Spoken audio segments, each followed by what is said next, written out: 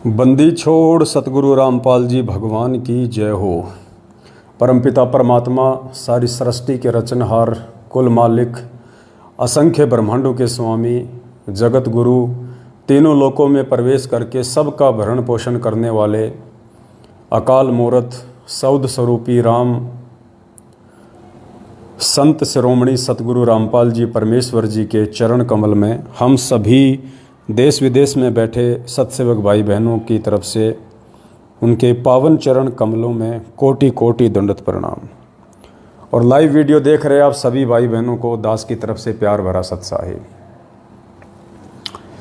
भाई और बहनों, दया परमपिता परमात्मा की, जिनके आशीर्वाद से एक बार पुनः साथ संगति के लिए परमेश्वर ने हमें मौका दिया है।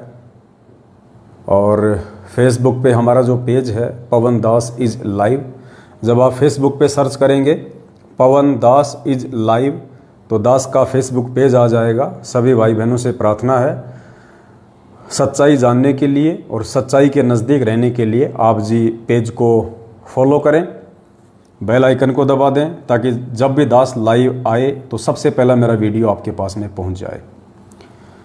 सभी भाई बहन वीडियो को ज़्यादा से ज़्यादा शेयर कर दें। आप भाई बहन वीडियो को शेयर करें, तब तक दास परमात्मा का मंगलाचरण कर लेता है। फेसबुक के सभी ग्रुपों में, फेसबुक की आईडी पे, व्हाट्सएप के ग्रुपों में और पर्सनली आपके संपर्क में जितने भी भगत भाई बहन हैं या आपने जो ब्रॉडकास्ट बना रखे हैं, सभी पर एक बार ये वीडियो का लिंक शेयर कर दीजिए, ताकि ज़्यादा से ज़्यादा संख्या में भगत भाई बहन लाइव जुड़ सकें। और आज के इस वीडियो के 3 मुख्य टॉपिक हैं। सबसे पहला मुख्य टॉपिक रहेगा, 2 पीले पेज आए हुए हैं कल और परसों, उन दोनों पीले पेज के ऊपर विश्लेषण होगा। और उसके बाद में हमारे एक भगत भाई हैं, उनकी एक शंका का समाधान होगा। तो घंटे भर का लगभग वीडियो होगा। तो भाई बहन ज़्यादा से ज़्यादा एक बार वीडियो को हर जगह शेयर कर दे, तब तक हम सभी भाई बहन मिलके परमात्मा का मंगलाचरण करते हैं। वो हर जगह शेयर कर दे।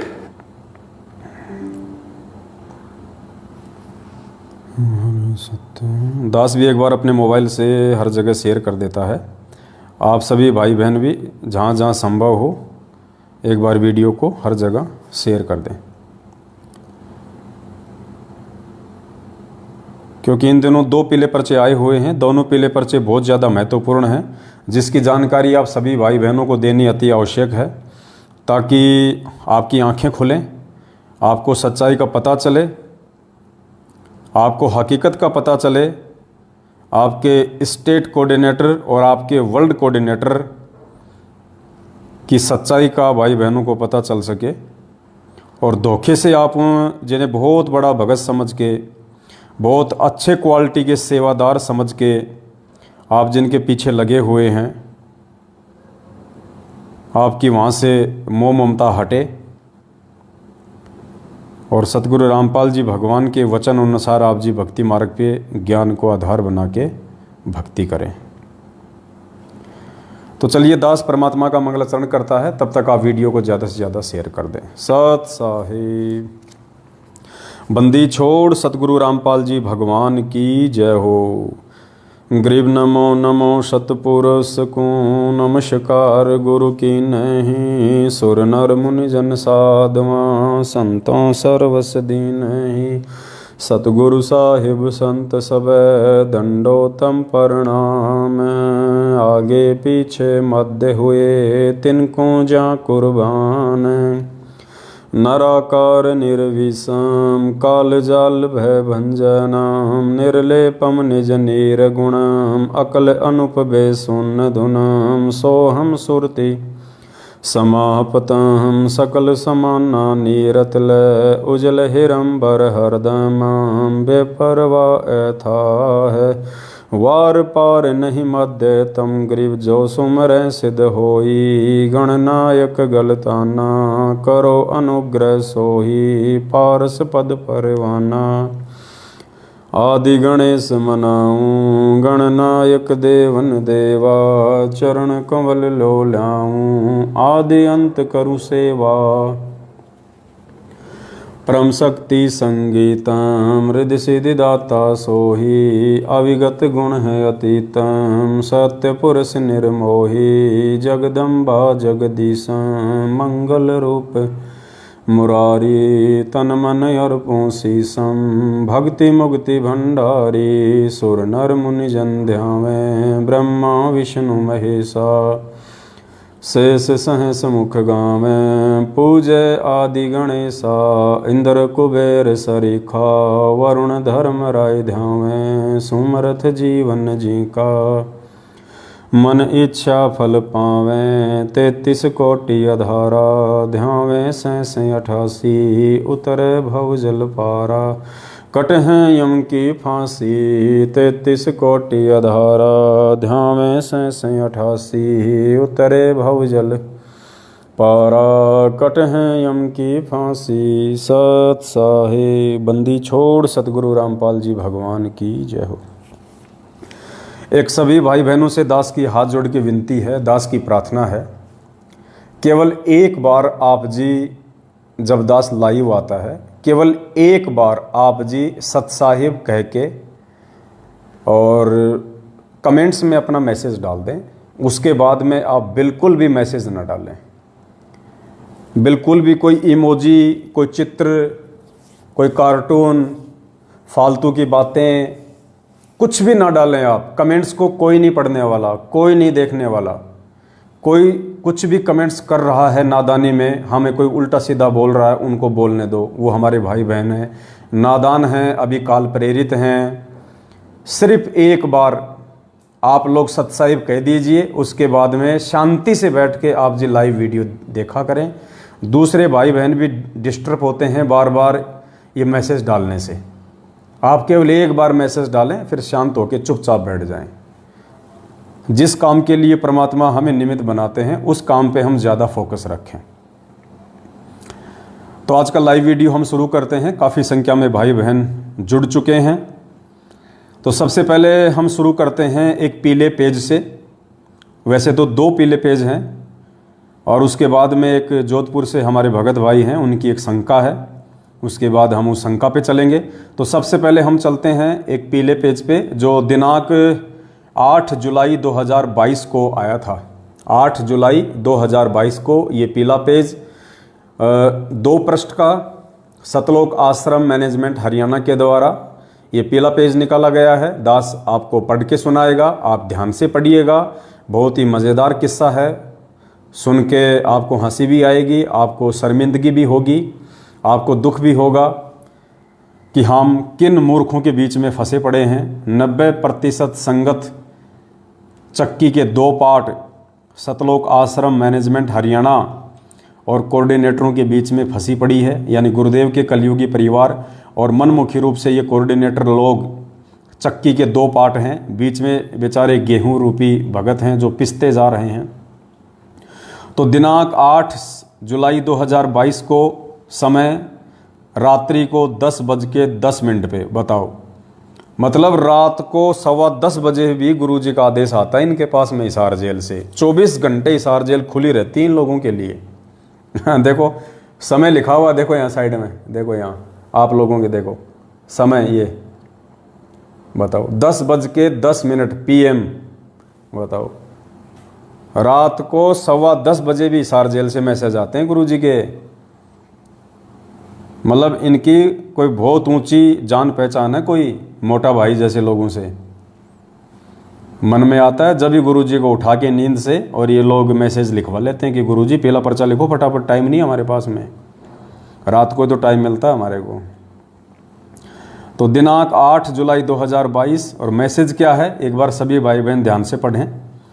उत्तर प्रदेश की सर्व संगत से प्रार्थना है। उत्तर प्रदेश की संगत के लिए ये पीला पर्चा रात के 10:15 बजे हिसार जेल से गुरुजी से लिखवाया गया है। इन लोगों के अनुसार उत्तर प्रदेश की सर्व संगत से प्रार्थना है कि सतगुरुदेव जी का आदेश आया है कि उत्तर प्रदेश एक बड़ा स्टेट होने के कारण उत्तर प्रदेश को 2 भागों में बांटा गया है। एक पूर्वी उत्तर प्रदेश, दूसरा पश्चिम उत्तर प्रदेश, जिसमें पूर्वी उत्तर प्रदेश में भगत संजीव दास, ये उनके मोबाइल नंबर हैं, संभाग में सेवा संभालेंगे और पश्चिम उत्तर प्रदेश में भगत हरदेश दास संभाग में सेवा संभालेंगे।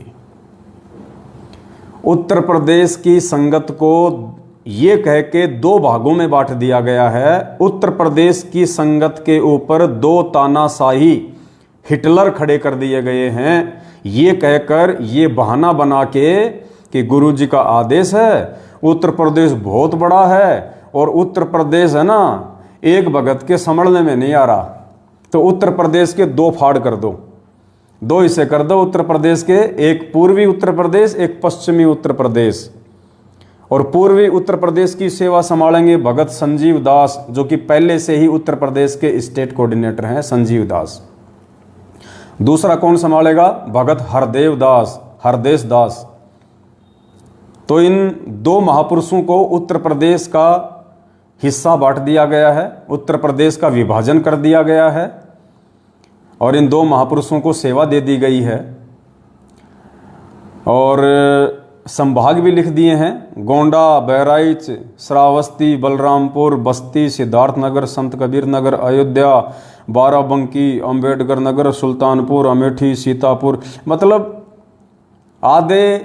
आधे जिले तो दे दिए संजीव हुड्डा को, संजीव दास उर्फ संजीव हुड्डा, जो कि बरवाला कांड के समय से ही उत्तर प्रदेश का स्टेट कोऑर्डिनेटर था।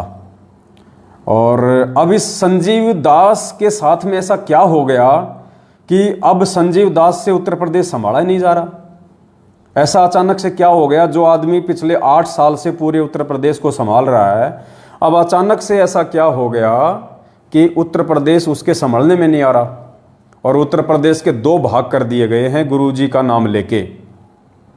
दरअसल हकीकत इसके पीछे क्या है वो आपको दास बताएगा।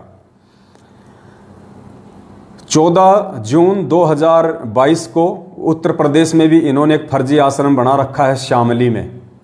तो उत्तर प्रदेश के शामली फर्जी आश्रम में कबीर प्रकट दिवस मनाया जा रहा था और आप सबको पता है पुण्यात्माओं, ये सब के सब लोग काल प्रेरित हैं, काल भगवान इनके सिर पे बैठे हैं और परमात्मा कहते हैं तत्व ज्ञान कोई ना कह रे झूमकरा, ये पैसे ऊपर नाच सुनो रे झूमकरा। सारा का सारा ड्रामा माया के पीछे हो रहा है, पैसों के लिए हो रहा है। उत्तर प्रदेश का स्टेट कोऑर्डिनेटर संजीव हुड्डा आजकल सतलोक आश्रम मैनेजमेंट हरियाणा की बातें ज़्यादातर नहीं मानता है, अपनी मनमानियाँ करता है, ज़्यादातर पैसा संगत के दान ज्योति पाठ का अपने पास में रख लेता है, मैनेजमेंट को ऊपर नहीं भेजता है। तो मैनेजमेंट को दर्द हो गया कि सारा पैसा हरामखोर अकेला खा रहा है, हम क्या अपनी ऐसी तैसी करवाने के लिए बैठे हैं? हमने किस लिए तेरे को स्टेट कोऑर्डिनेटर बनाया था उत्तर प्रदेश का? ये शामली में हमने क्यों करोड़ों रुपया लगा के ये फर्जी आश्रम खोला है? तेरे अकेले का पेट भरने के लिए, तेरे अकेले का घर भरने के लिए? हम क्या खाएंगे? भैंस का गोबर हमें कौन देगा फिर कमा कमा के? तो इस बात को लेके काफ़ी दिनों से सतलोक आश्रम मैनेजमेंट हरियाणा अर्थात गुरुजी के कलयुगी परिवार के बीच में, अर्थात महेंद्र भगोड़े के बीच में, जो कि गुरुजी का कलयुगी छोटा भाई है, 2014 बरवाला कांड से भगोड़ा घोषित है, पिछले 8 साल से पुलिस के आगे दुम छुपा के छिपता फिर रहा है, जिंदा है या मुर्दा है ये भी भरोसा नहीं है।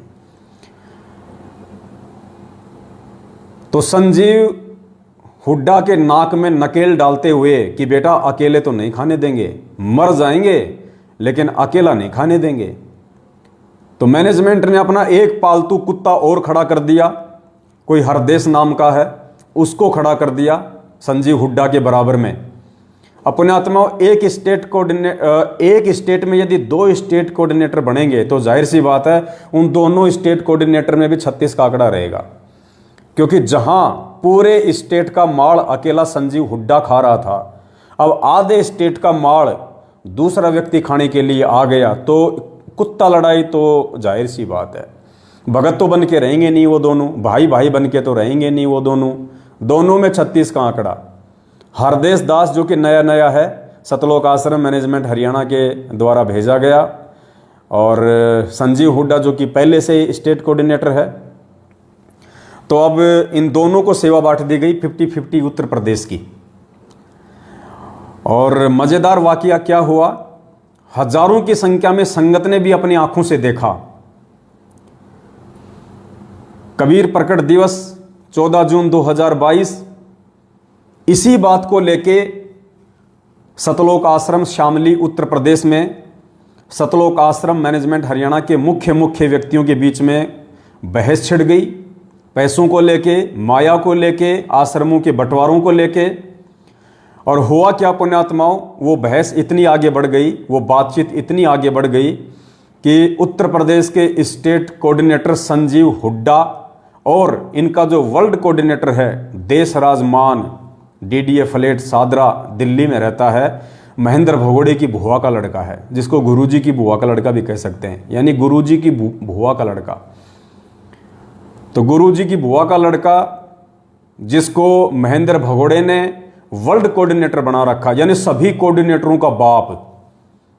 हिंदुस्तान के जितने भी स्टेट कोऑर्डिनेटर हैं, जिला कोऑर्डिनेटर हैं, जिला कोऑर्डिनेटर हैं, संभागीय कोऑर्डिनेटर हैं और देश विदेश के जितने भी जो कोऑर्डिनेटर हैं उन सबका बाप बना रखा है गुरुजी के बुआ के लड़के को, देशराज को। ये देशराज कौन है? ये देशराज वही है, सारनामी है। और 2016 में ये दास के घर पे जयपुर आया था अपने सारनामी कुछ गुंडों के साथ में, 2 गाड़ियां भर के लेके आया था, हॉकी, बेसबॉल, रोड लेके आए थे। और दास जैसा कि बार बार आप लोगों को एक वीडियो दिखाता है मेरी मारपीट का, इन लोगों ने मुझे घर में बंद करके 10-15 मिनट तक जानवरों की तरह हॉकी से, बेसबॉल से मारा था। ये वही देशराज है जो गुरुजी की बुआ का लड़का है, सारनामी। बहुत पहुंचा हुआ भगत है, छोटा मोटा भगत नहीं, आप ऐसा वैसा मत समझना इसको। चौणक ऋषि की तरह बहुत ज़्यादा भक्ति इसके पास में। जैसे चौणक ऋषि ने 4 एटम बम बनाए थे ना, ये पिस्तौल रखता है, ध्यान रखना। इसके साथ ज़्यादा वाद विवाद नहीं करने का, ज़्यादा छेड़ाछाड़ी नहीं करना इसके साथ में। इसको बहुत इज्जत देने का, इसको बहुत प्यार से बोलने का और इससे डरने का। और जहाँ भी आपको देशराज जी दिखाई दें, वर्ल्ड कोऑर्डिनेटर, झुक के सलाम करने का, आदाब आदाब, सलाम साहब, सलाम साहब, ऐसे करने का। नहीं तो ये भाई साहब तमंचा निकाल के, ऐसा निकाल के पिस्तौल, और ये कब क्या कर देंगे कोई भरोसा नहीं है।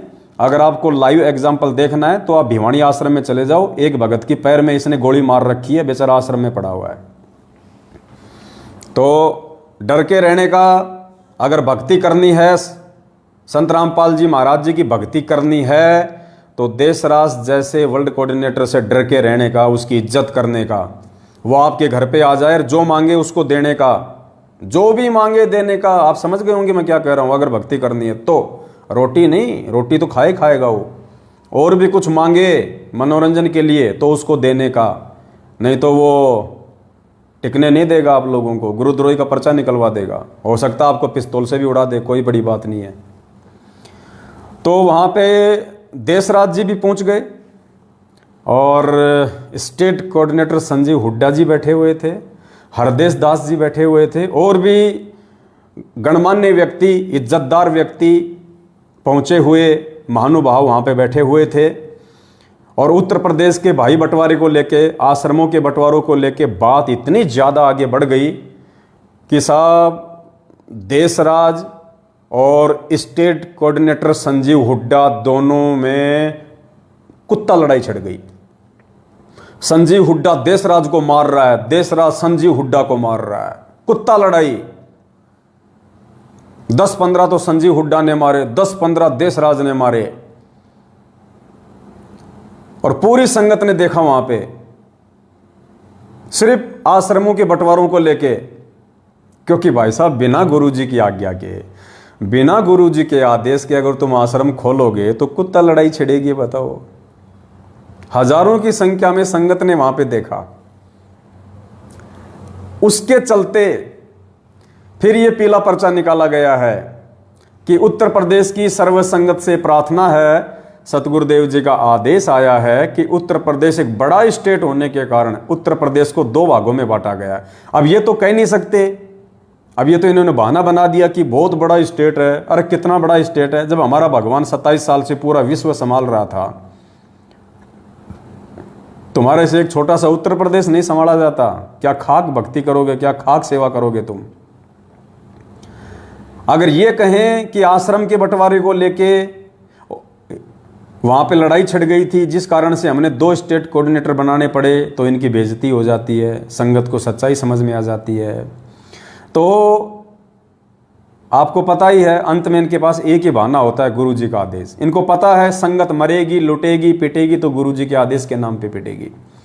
तो गुरु जी का आदेश बता दिया, ये पीला पर्चा निकाल दिया कि उत्तर प्रदेश एक बहुत बड़ा स्टेट होने के कारण उसको 2 भागों में बांटा जा रहा है। गुरु जी का आदेश है, पूर्वी उत्तर प्रदेश संजीव हुड्डा को दे दिया जाता है और पश्चिमी उत्तर प्रदेश हरदेश दास को दे दिया जाता है।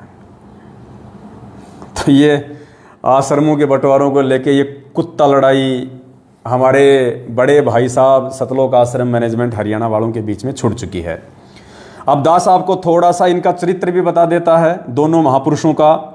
देखो जी, देश राज्य के बारे में मैं ज़्यादा देखो कुछ नहीं बोलूँगा, हाँ, क्योंकि देखो बंदूक रखता है वो, पिस्तौल रखता है भाई उसका कोई भरोसा नहीं भाई, कब किसके पैर में मार दे, कब किसकी कनपटी में मार दे, क्योंकि ये तो गुंडे आदमी हैं, ये भगत तो है नहीं, ये तो गुंडे आदमी हैं, माफिया हैं, गैंगस्टर टाइप के आदमी हैं। ये तो खाली भगत तो खाली एक लिबास पहन रखा है, भगत का तो खाली एक चोला पहन रखा है। जैसे राजनीति में आने के बाद में राजनेता लोग होते हैं, वो सफ़ेद कपड़े तो केवल दिखावे के लिए पहनते हैं कि हम बहुत शांति प्रिय आदमी हैं, बहुत शांति पसंद आदमी हैं, हम बहुत सीधे साधे आदमी हैं। देखो खाली एक 200-500 रुपये का कुर्ता पजामा पहनते हैं खादी का, वो तो केवल जनता में दिखाने के लिए, अंदर वो क्या क्या करते हैं वो सबको पता है। तो देश राज जी देखो भाई साहब बहुत पहुँचे हुए गुंडे हैं, मैं उनके बारे में ज़्यादा कुछ बोलूँगा नहीं।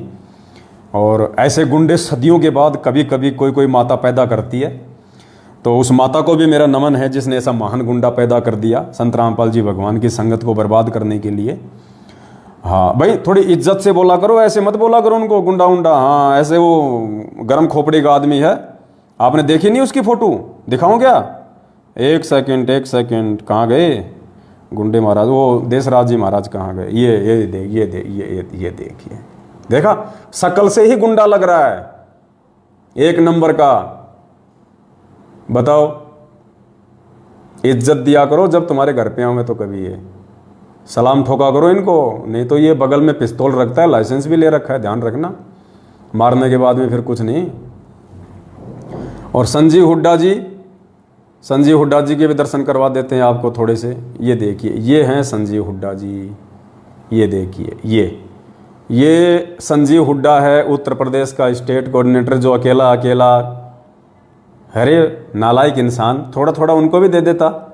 अब गया ना है, अगर थोड़े टुकड़े अगर उन बड़े कुत्तों को भी डालता रहता और थोड़े टुकड़े तू भी खाता रहता तो नहीं जाता ना उत्तर प्रदेश हाथ से, हैं? अब करवा लो अपनी ऐसी तैसी, दे दिया आधा उत्तर प्रदेश अपने मामा जी को। मूर्ख आदमी, सलाह ले लेता, 7 साल से शंका समाधान कर रहे हैं, अकेले में फ़ोन कर देता कि भगत जी मेरी ऑडियो को वायरल मत करना और मेरे को ये सलाह दे दो, ऐसी स्थिति में मेरे को क्या करना चाहिए, तो दास तेरे को बता देता। मूर्ख आदमी, ना घर का रहा ना घाट का, धोबी का कुत्ता बन के रह गया, आधा उत्तर प्रदेश दे दिया। ऐसे 7 साल से ऐसे ही रगड़म पट्टी खेल रहा था क्या? नालायक आदमी। ऐसे मूर्ख व्यक्ति पैदा हो गए दुनिया में, अब क्या बताएं। अब तो सबसे पहले दास आपको देशराज जी का थोड़ा सा चरित्र दिखा देता है कि ये कितने बड़े सारनामी हैं, कितने बड़े भगत हैं। ये धन्य है इसकी माता जिसने इतना बड़ा गाड़ीबाज पैदा किया और फिर इसको संत रामपाल जी की संगत से काल भगवान ने जोड़ दिया भगतों की ऐसी तैसी करने के लिए, जो आज कर भी रहा है सबका बाप बन के, स्टेट कोऑर्डिनेटर बन के। तो थोड़ी सी इसकी झलक दास आपको दिखा देता है देशराज जी की। जी लगा के बोला करो भाई इनको, ऐसे छोटा मोटा आदमी नहीं, आजकल ये बहुत बड़ा आदमी है।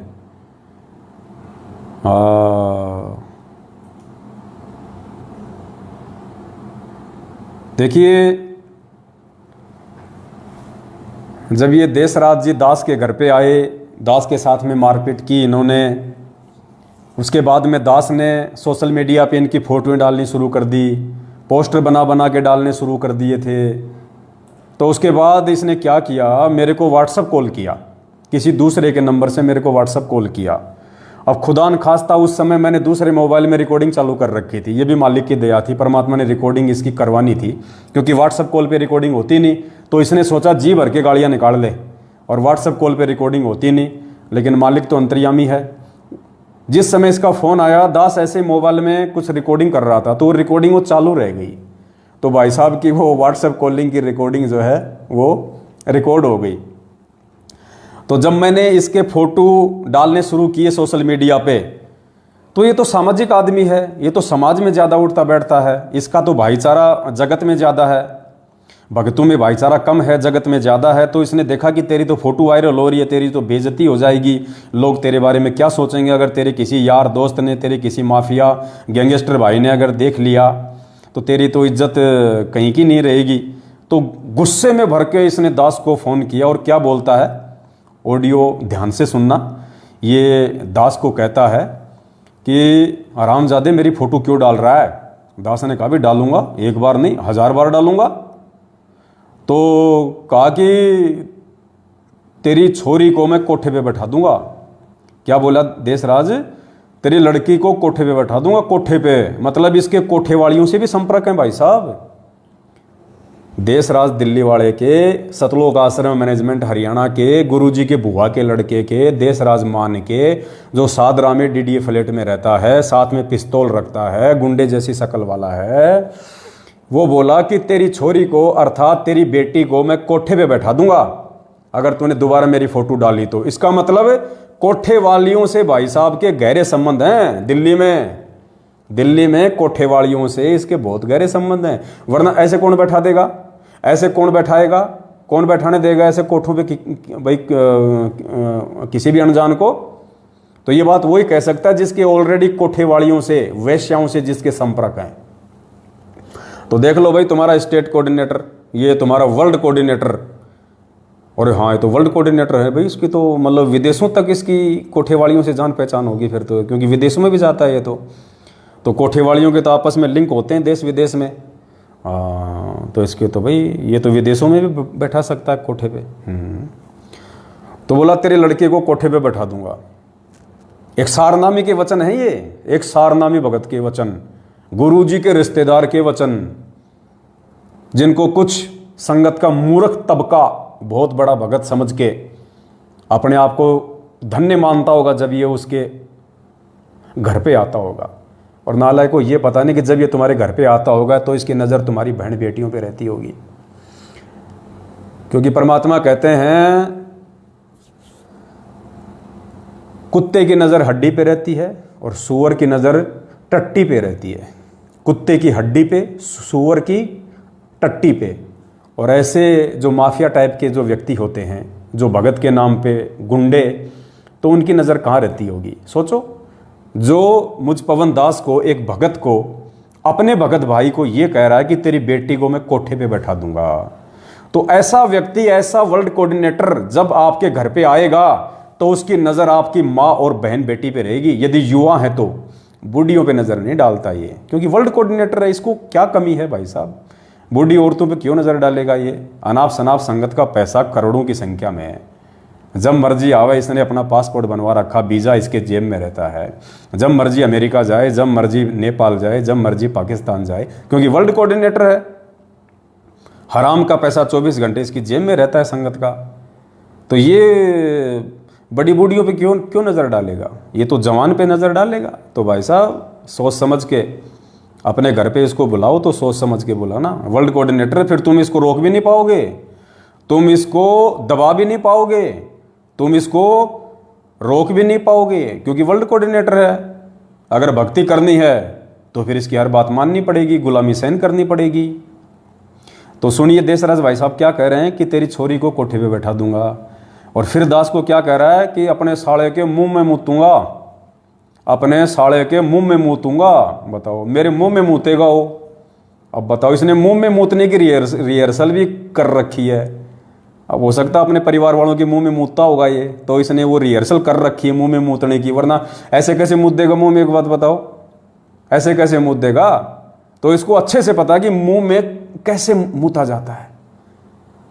वर्ल्ड कोऑर्डिनेटर भाई, पावर है इसके पास, मुंह में मूत दे, आंख में मूत दे, मूत दे तो मूत दे, कौन सी बड़ी बात है बताओ। घर की भाई लिखने वाला काका, इसको कौन रोक दे भाई साहब। तो ये बहुत पहुंचा हुआ आदमी है, बहुत पहुंचा हुआ महापुरुष है।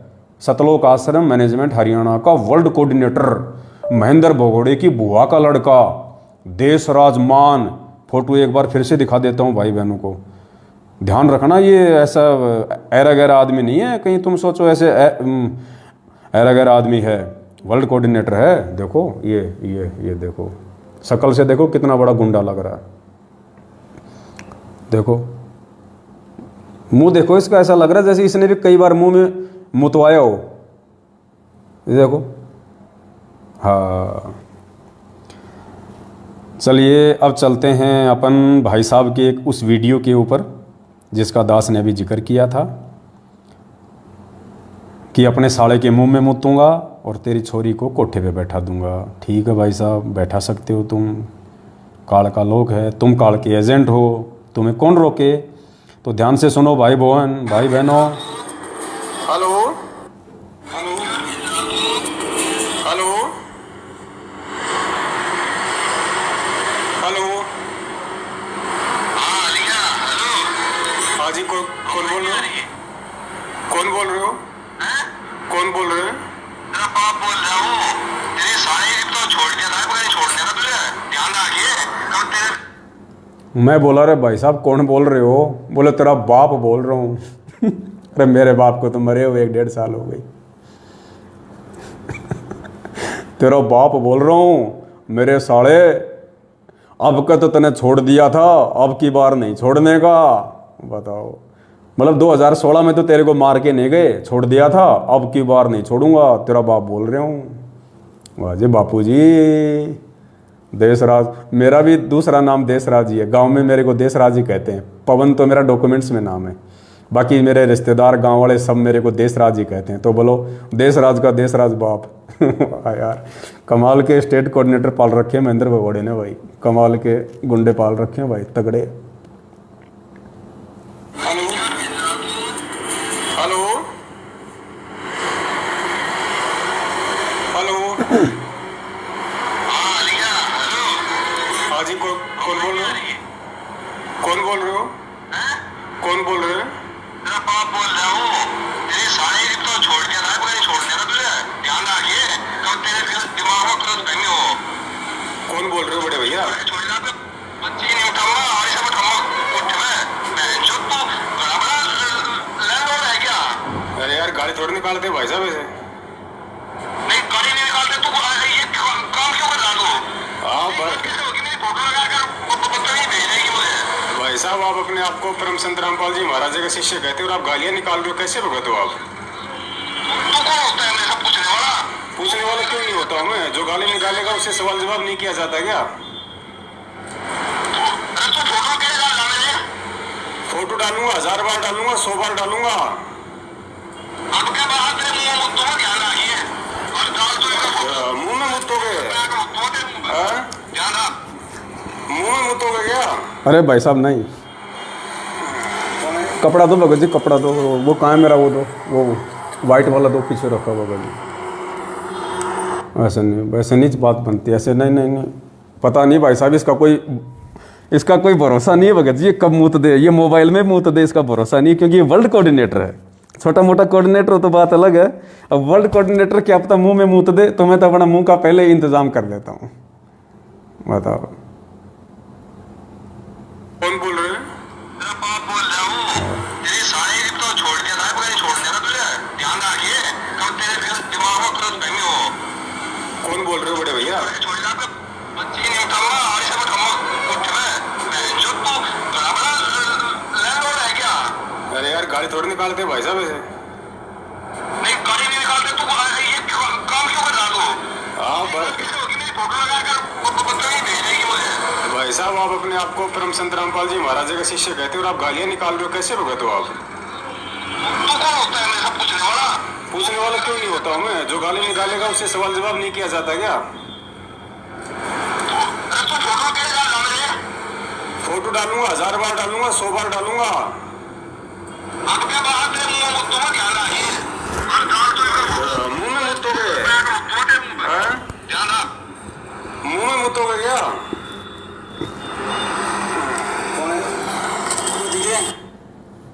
तो भाई और बहनों,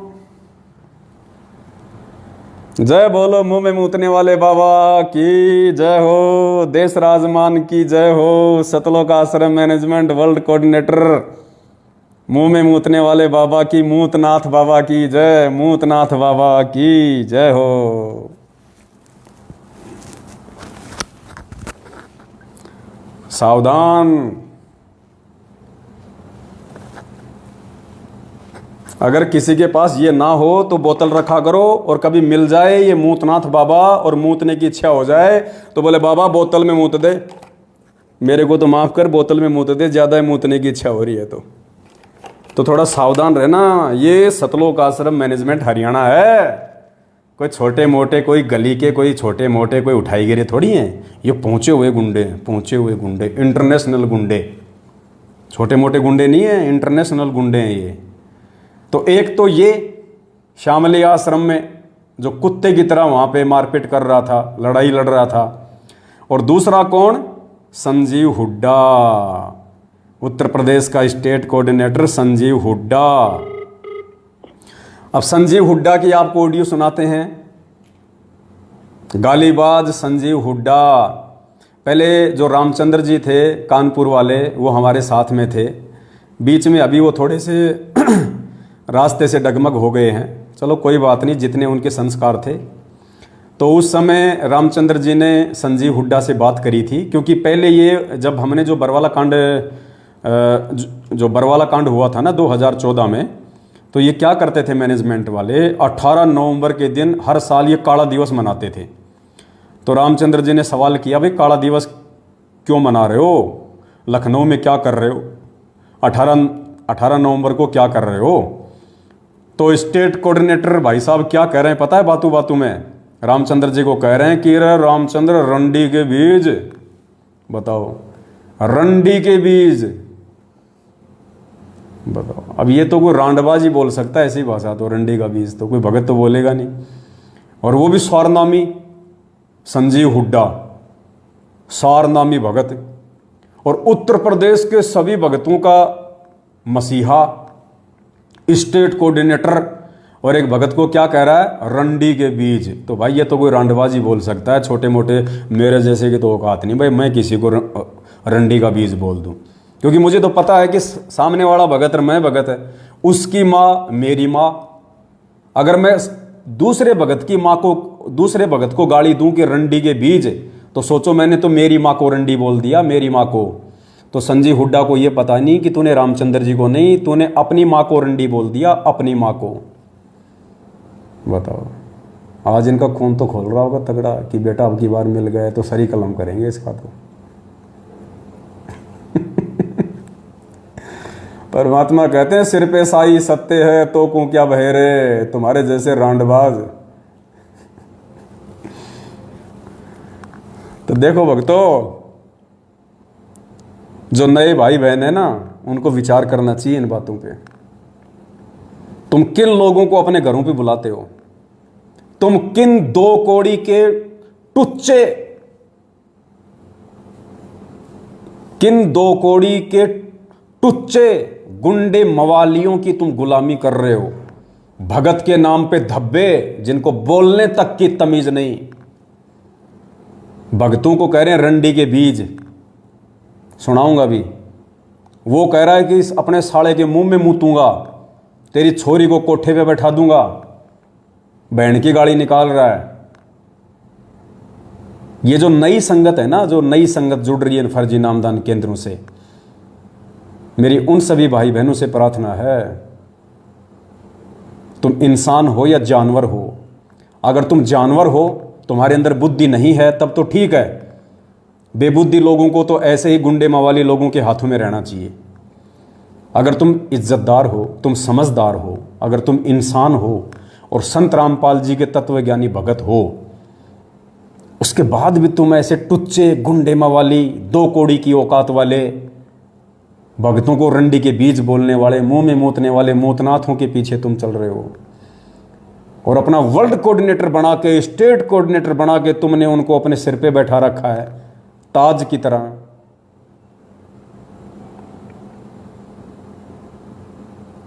भाई विचार करने की बातें हैं ये। तो संजीव हुड्डा की ऑडियो सुनो अब, और सुनना उसकी गाड़ी।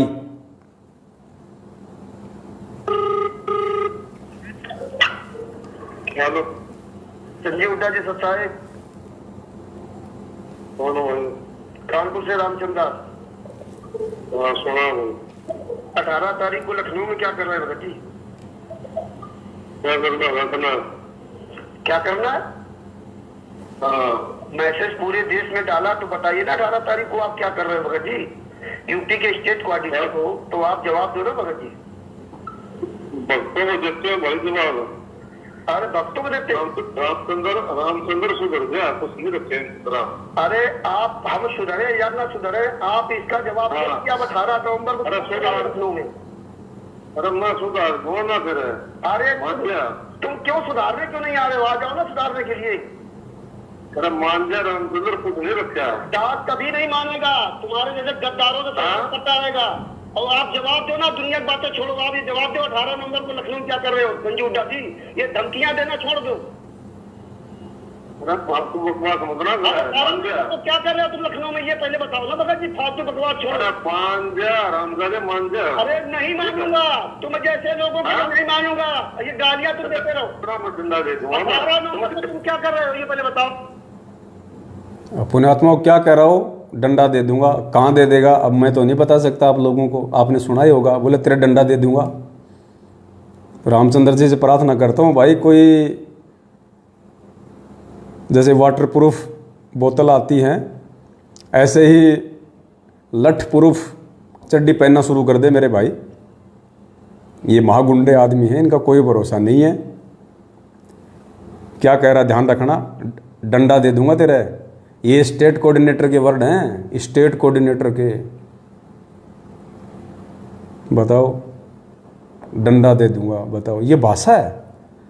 ये सारनामी भगत की भाषा है, संत रामपाल जी के सारनामी भगत की और लाखों भगतों के बाप बने बैठे स्टेट कोऑर्डिनेटर की भाषा है कि तेरे पिछवाड़े में लठ दे दूंगा। रामचंद्र भाई, लठ पूर्व चड्डी बनवा ले कहीं से अगर बनती है तो, मुझे तो पता नहीं है भाई। तो क्या कर रहे हो तुम लखनऊ में ये पहले बताओ ना भगत जी। फालतू बकवास छोड़ो। मान जा रामजादे, मान जा। अरे नहीं मानूंगा, तुम जैसे लोगों को नहीं मानूंगा। ये गालियां तुम देते रहो। डंडा दे दूंगा। 18 नवंबर को तुम क्या कर रहे हो ये पहले बताओ। संजीव हुड्डा जी, स्टेट कोऑर्डिनेटर, ये गालियां देना बंद कर। मुर्गा बना रोड पर ध्यान रखिए। लखनऊ में क्या मुर्गा बना के मारूंगा साले का रोड पे।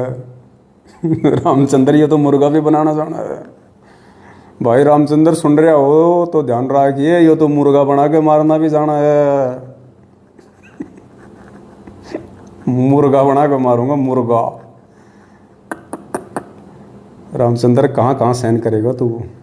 लठ पूर्व चड्डी सिलवाएगा या मुर्गा बनेगा?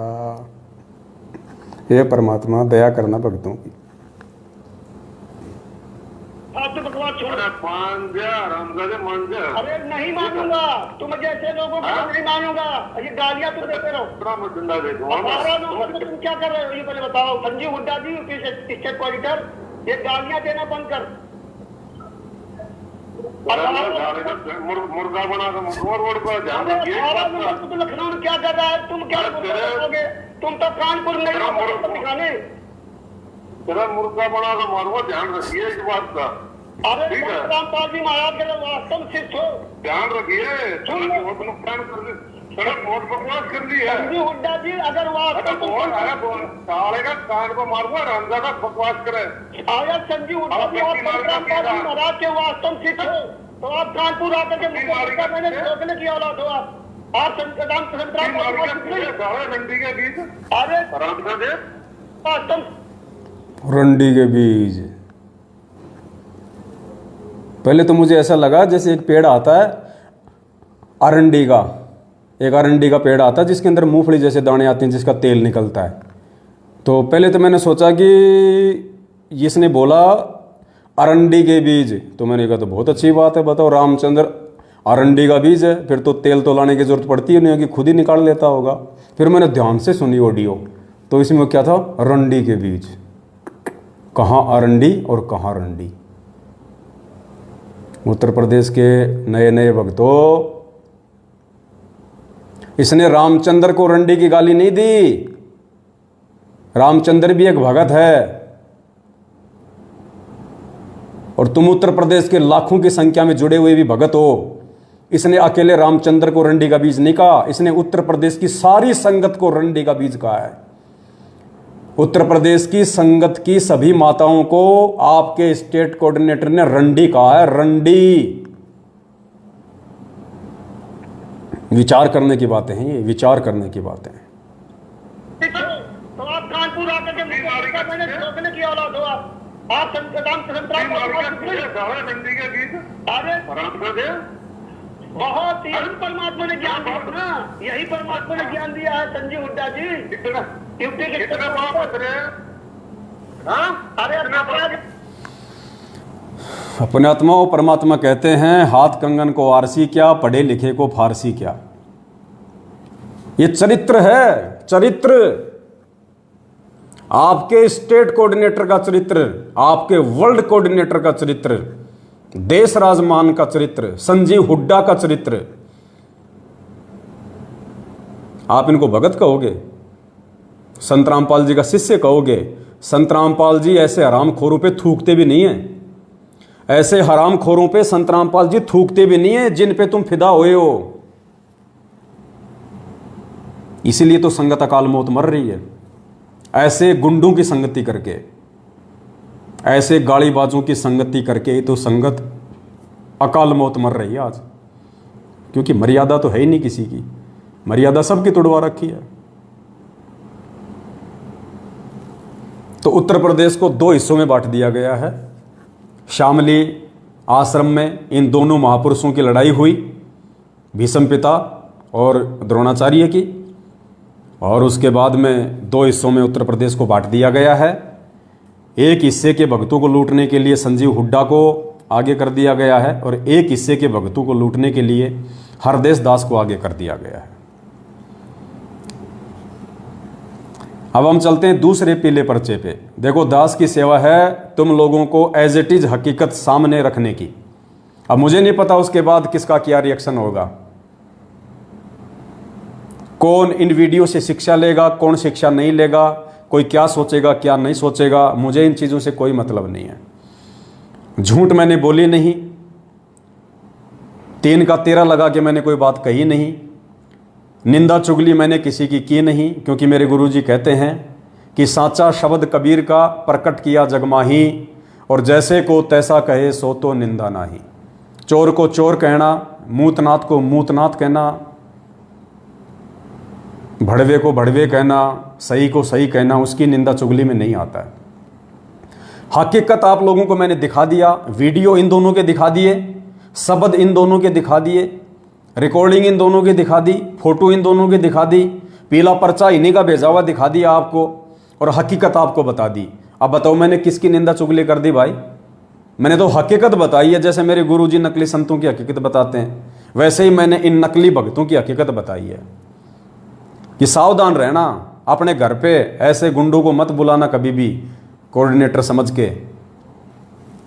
अब चलिए हम दूसरे पीले पर्चे पे चलते हैं। ये दूसरा एक पीला पर्चा है, एक ही पेज का है। ये दिनांक 18 जुलाई 2022 को आया है। ये देखिए 18 जुलाई 2022, समय शाम के 5:05 पे। बताओ, मतलब टाइम भी बिल्कुल एक्यूरेट लिखते हैं ये, 5:30, 5, 6, 6:30 ऐसे नहीं लिखते ये, 10 मिनट, 15 मिनट, 20 मिनट ऐसे लिखते हैं ये। जैसे मार्केट में कहते हैं ना कि ये शर्ट कितने की है, 999 रुपये की, अच्छा ये टोपी 199 रुपये की।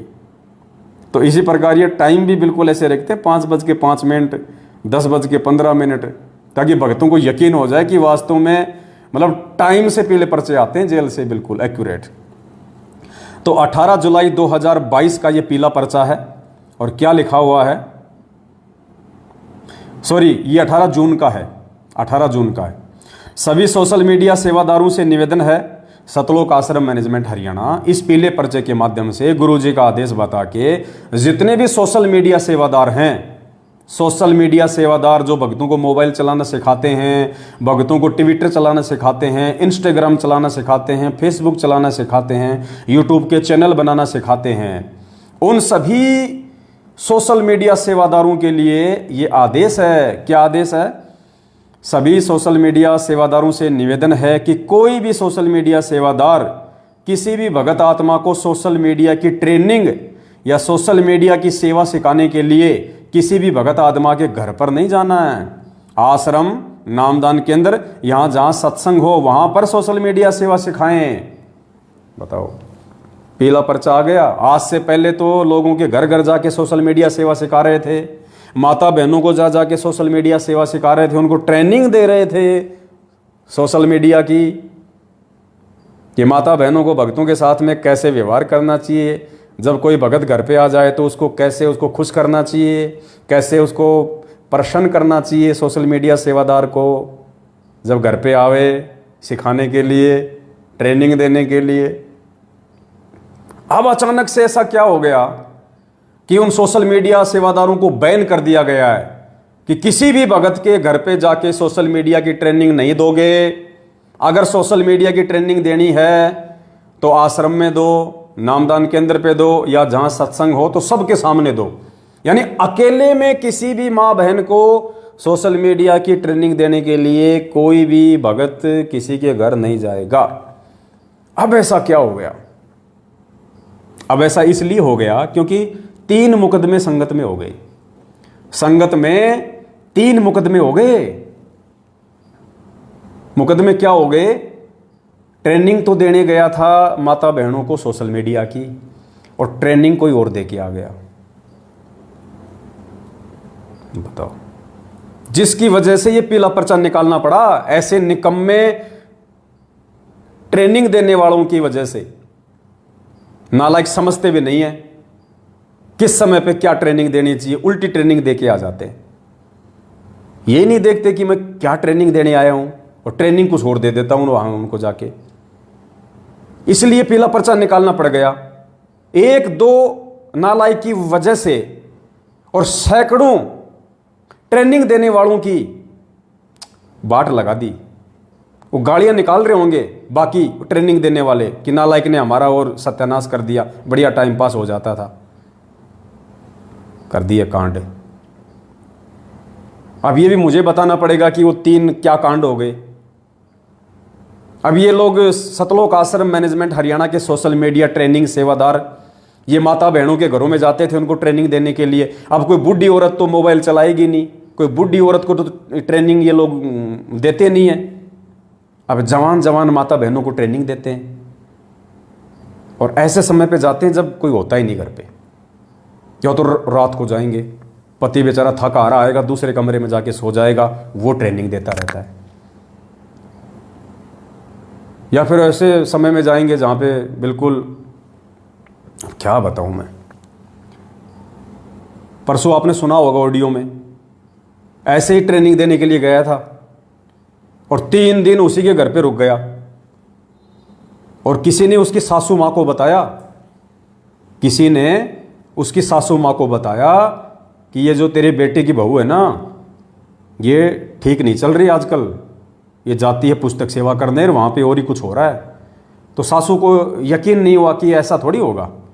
सासू ने देखा कि मैं अपनी आंखों से पकड़ लूँगी तब मानूंगी। तो भाई साहब घर पे आए हुए थे ट्रेनिंग देने के लिए। अब सुबह सासू माँ ने देखा तो बताओ, दोनों ट्रेनिंग देने वाला ट्रेनिंग लेने वाली दोनों के दोनों एक ही बेड पे पड़े। बताओ, दोनों के दोनों ट्रेनिंग लेते लेते एक ही बेड पे पड़ गए।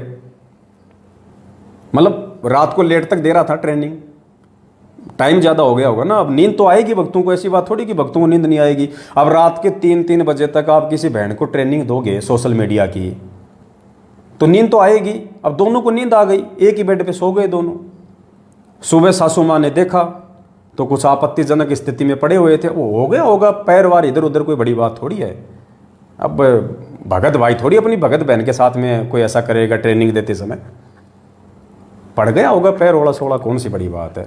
तो सासू ने उस भगत को पकड़ा, खड़ा किया, कान पकड़ा, बोला भाई तूने ये क्या किया, कहाँ सो रहा तू, तेरे को पता नहीं ये सोने की जगह है। बोल मेरे को ध्यान नहीं रहा, लाइट चली गई थी, मेरे को ध्यान नहीं रहा। अच्छा, बहू को बोले नालायक तू बता। बोले जी मैंने सोचा आपका बेटा सो रहा है, मैंने सोचा आपका बेटा सो रहा है, मैं तो आपका बेटा समझ के सो गई। अब सासू माँ क्या करे बेचारी, बताओ।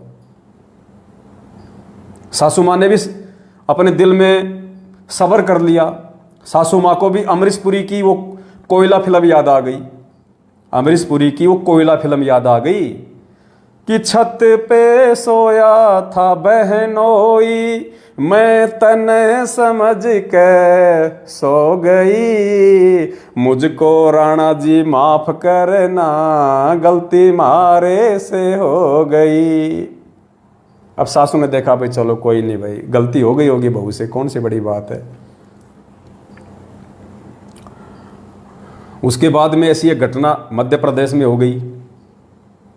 सोशल मीडिया की ट्रेनिंग देने गया था भाई साहब, सूरत से आया था स्टेट कोऑर्डिनेटर का लड़का, बताओ, सूरत से आया कोऑर्डिनेटर का लड़का ट्रेनिंग देने के लिए।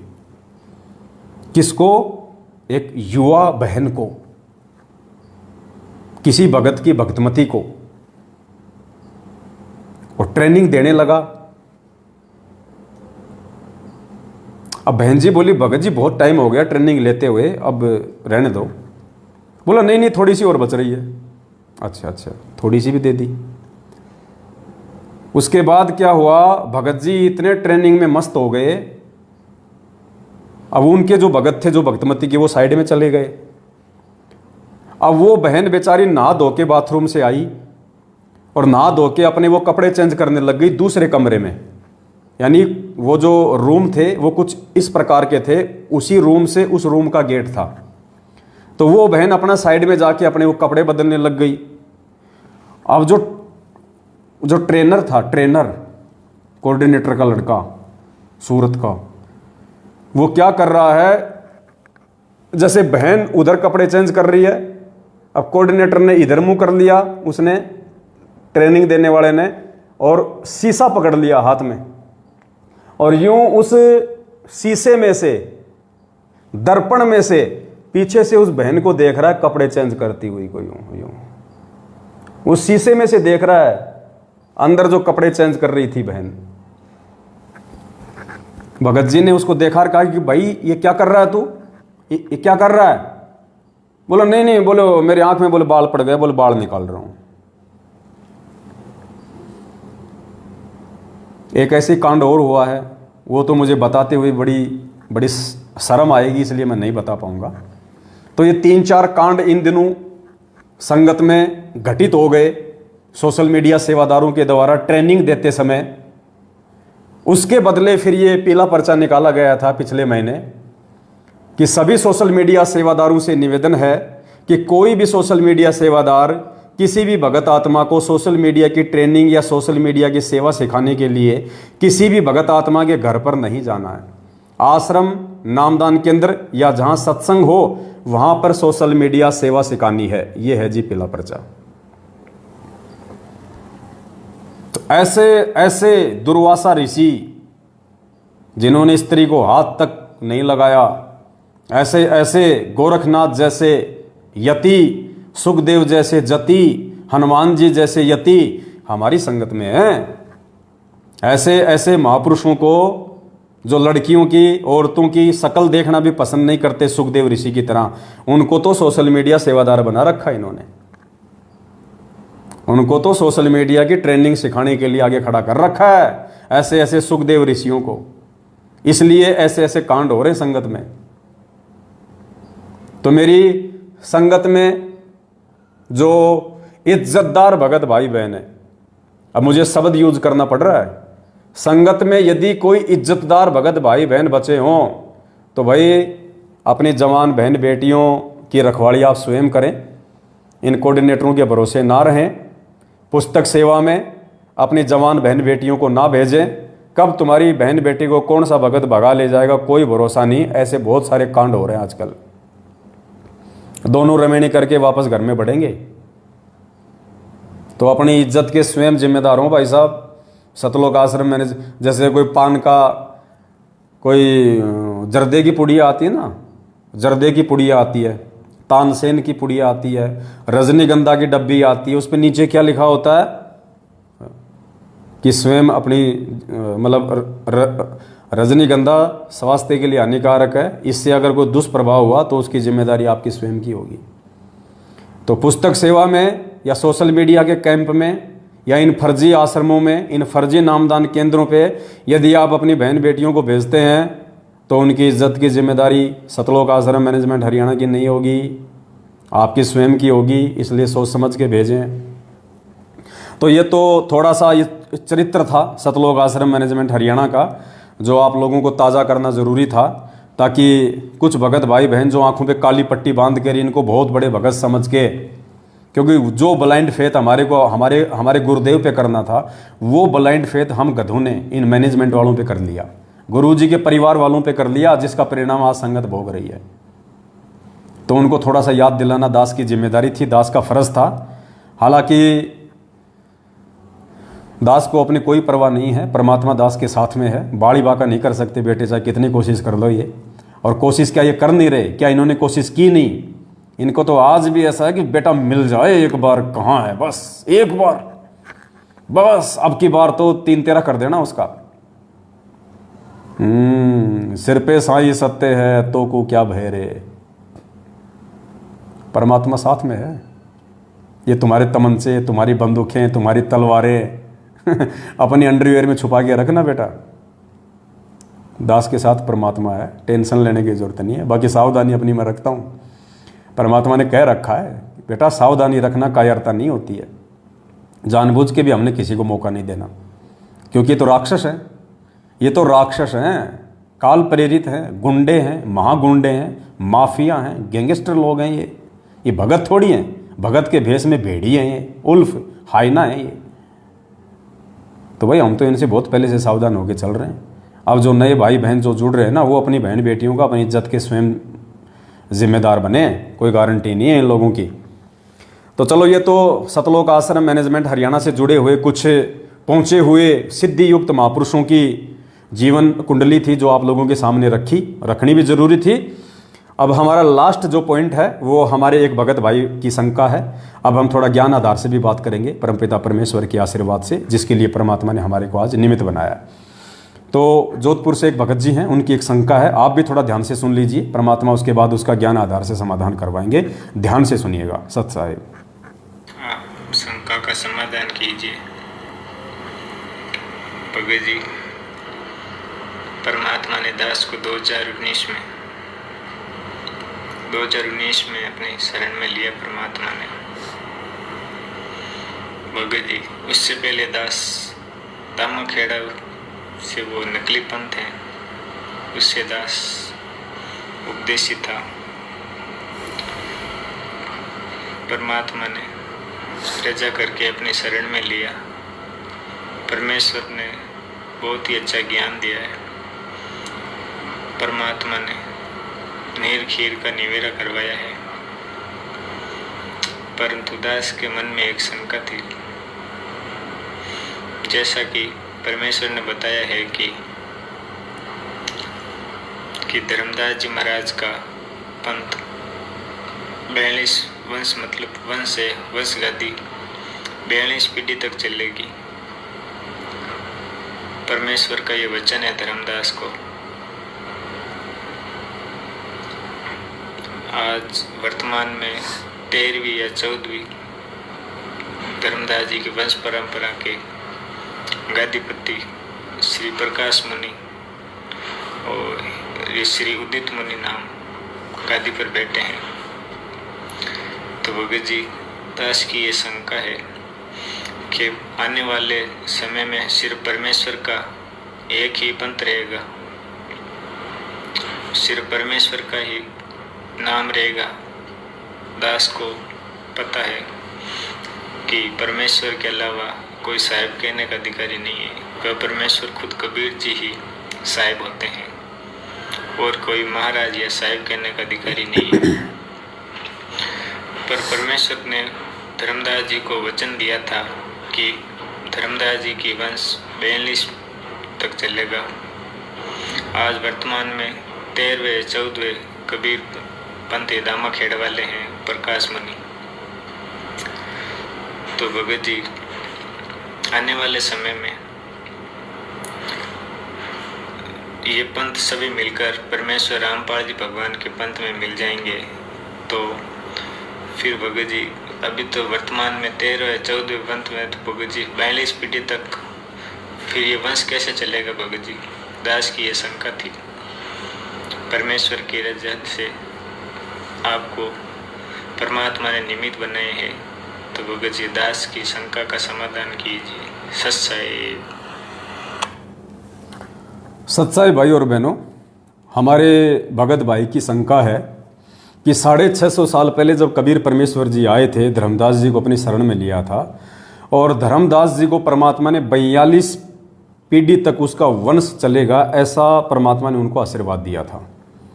तो भगत जी की अब शंका ये है, भगत जी को टेंशन ये हो गई कि अगर परमात्मा ने धर्मदास जी को 42 पीढ़ी का आशीर्वाद दिया था तो वर्तमान में तो धर्मदास जी की 13वीं या 14वीं पीढ़ी चल रही है और जिस हिसाब से आज परमात्मा धरती पे आ चुके हैं संत रामपाल जी के रूप में, और आने वाले कुछ ही वर्षों में पूरी पृथ्वी पे परमेश्वर का साम्राज्य होगा, परमेश्वर का ही ज्ञान होगा, परमेश्वर का ही नाम होगा, एक ही पंथ होगा। तो धर्मदास जी की तो 15वीं पीढ़ी भी ढंग से मेहनताई नहीं कर पाएगी और समाप्त हो जाएगा उनका सारा सिस्टम। परमात्मा का ही राज चलेगा, परमात्मा का ही ज्ञान चलेगा। तो धर्मदास का जो पीढ़ी वालों का जो ज्ञान है, जो मेहनताई है, वो तो बंद हो जाएगी। जबकि परमात्मा ने तो 42 पीढ़ी तक के लिए बोल रखा है, तो फिर आगे की पीढ़ियां मेहनताई करेंगी या नहीं करेंगी, ये परमात्मा का वचन तो फेल नहीं हो रहा है। क्योंकि 42 पीढ़ी के लिए कहा था, जबकि अभी तो 13वीं या 14वीं पीढ़ी चल रही है और कुछ ही दिनों में संत रामपाल जी भगवान पूरे विश्व में छा जाएंगे। ये दामा खेड़ा, रांजड़ी, प्रकाश मुनि, ये उदित मुनि, सबका नामो निशान ज्ञान आधार से मिट जाएगा। तो ये भगत जी को ये समझ में नहीं आ रहा। तो पुण्यात्माओं, वैसे तो सतगुरुदेव जी सत्संगों में बार बार कहते हैं कि पुण्यात्माओं, यदि सत्संग सुनते सुनते मन में कोई खरपतवार पैदा हो जाए, कोई शंका यदि तुम्हारे को घेर ले, तो टेंशन नहीं लेनी चाहिए। निसंशय होकर अपनी भक्ति करते रहो, परमात्मा से प्रार्थना करो, सत्संग सुनते रहो। सत्संग में ही कभी न कभी वो अंतर्यामी परमात्मा तुम्हारी शंका का समाधान जरूर करेगा। लेकिन अब हमारे भगत भाई बहनों को इतना धैर्य नहीं, इतना संतोष भी नहीं है और वो टेंशन भी उनको इतनी ज़्यादा हो जाती है कि आगे वो सत्संग भी ध्यान से नहीं सुन पाते हैं, उस टेंशन के चलते कि कहीं गुरुजी के वचनों में कोई दोष पैदा ना हो जाए। इसके लिए परमात्मा ने ये 7 संगतियाँ रखवाई हैं। हम जैसे 2 कोटि के जीवों को परमात्मा ने ज्ञान आधार से भाई बहनों की शंका समाधान के लिए निमित्त बनाया है। तो वैसे तो ये कॉमन सेंस की बात है, कोई ऐसी बड़ी को शंका नहीं है। देखिए भगत जी, दास आपको गुरुजी का सत्संग भी सुनाएगा, लेकिन उससे पहले दास आपको मौखिक बता देता है। जैसे आज दिन में दास ने आपकी ये शंका सुनी, तो दास को तो साथ के साथ में ही सतगुरुदेव जी ने दया कर दी थी। दास को तो मालिक ने समझा दिया था कि बेटा इसका ये समाधान है, भाई को इस प्रकार से समझा। लेकिन दास ने सोचा कि हो सकता है मेरे शब्दों से आपको पूर्णतया संतुष्टि ना हो, इसके लिए परमात्मा का एक सत्संग भी मुझे मिल गया दिन में, वो भी दास आपको सुना देगा। यदि आपने गुरुदेव के सत्संग सुने हो, धर्मदास को 42 पीढ़ी का आशीर्वाद देने वाला, तो गुरुदेव ने ये नहीं कहा किसी भी सत्संग में, गुरुजी ने किसी भी सत्संग में ये नहीं कहा कि उस कबीर परमेश्वर ने धर्मदास को 42 पीढ़ी तक मेहनताई का आशीर्वाद दिया था या 42 पीढ़ी तक गद्दी संभालने का आदेश दिया था या 42 पीढ़ी तक ये गुरुवाई करने का आदेश दिया था। नहीं, परमात्मा ने 42 पीढ़ी तक उनको गद्दी संभालने का, मेहनताई करने का या गुरुवाई करने का आदेश नहीं दिया, आशीर्वाद नहीं दिया। परमात्मा ने यह कहा था कि धर्मदास मेरे आशीर्वाद से, क्योंकि जब धर्मदास को परमात्मा ने दिखा दिया था कि ये नारायण दास कौन है, सतगुरु रामपाल जी भगवान ने, जो उस समय कबीर जी के रूप में थे, जो उस समय कबीर नाम से थे, उन्होंने धर्मदास जी को अपनी तरफ से दिव्य दृष्टि देके और ये दिखा दिया था कि ये जो नारायण दास है ये तेरा बेटा नहीं है, तेरे बेटे की शक्ल में ये काल का एजेंट है, मृत्यु अंध नाम का काल का दूत है, ये तेरी भक्ति बर्बाद करने के लिए आया है। क्योंकि परमात्मा कहते हैं कि जिस घर में परमात्मा की कोई अच्छी आत्मा होती है, काल उस घर में वो आत्मा भक्ति ना कर ले, अपना भी एक दो एजेंट वहां पे छोड़ देता है। तो जब धर्मदास जी को परमात्मा ने दिखाया कि ये तो काल का दूत है, उसके लंबे लंबे दांत, चौड़ा चौड़ा माथा और काला कलूटा चेहरा, तो धर्मदास की तो आंखें फटी की फटी रह गई।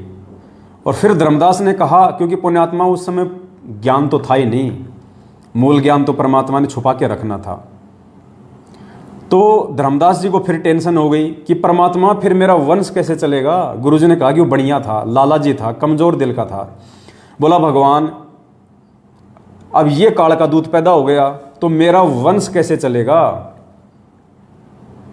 तो परमात्मा ने कहा कि तेरे घर में मैं एक अपनी अच्छी आत्मा भेजूंगा, उससे तेरा वंश जो है वो चलेगा। लेकिन वंश इसका भी चलेगा, लेकिन वो केवल 42 पीढ़ी तक रहेगा। मतलब सॉरी दास थोड़ा सा उल्टा बोल गया, दास माफी चाहता है। परमात्मा ने कहा था कि ऐसे काल के एजेंटों का वंश नहीं चलता है, ऐसे काल के दूतों का वंश धर्मदास नहीं चलता है। तो धर्मदास को टेंशन हो गई कि परमात्मा फिर मेरा वंश कैसे चलेगा। तो परमात्मा ने कहा कि मैं मेरी अच्छी आत्मा मैं तेरे घर में भेजूंगा। उस समय धर्मदास जी लगभग 80 साल की उम्र के हो रहे थे, तो टेंशन हो गई। तो बोला धर्मदास कोई टेंशन नहीं है, मेरे आशीर्वाद से तेरे घर में एक आत्मा आएगी। परमात्मा ने उसी समय उनको दिखा भी दिया था उनके आंगन में कि 9 महीने बाद में ये आत्मा तुम्हारे जो है वो घर में आएगी, और ये मुक्तामणि होगा, ये चूड़ामणि होगा। मुक्तामणि को हो चाहे चूड़ामणि को हो, थे खुद वो कबीर परमात्मा ही, लेकिन लीला करते हैं परमेश्वर। क्योंकि ये सत भक्ति मंत्र देने का अधिकारी पृथ्वी पर और कोई नहीं होता है उस कबीर परमेश्वर के अलावा। इसलिए मुक्तामणि कहो या चूड़ामणि कहो, उस रूप में स्वयं कबीर परमात्मा ही आए थे।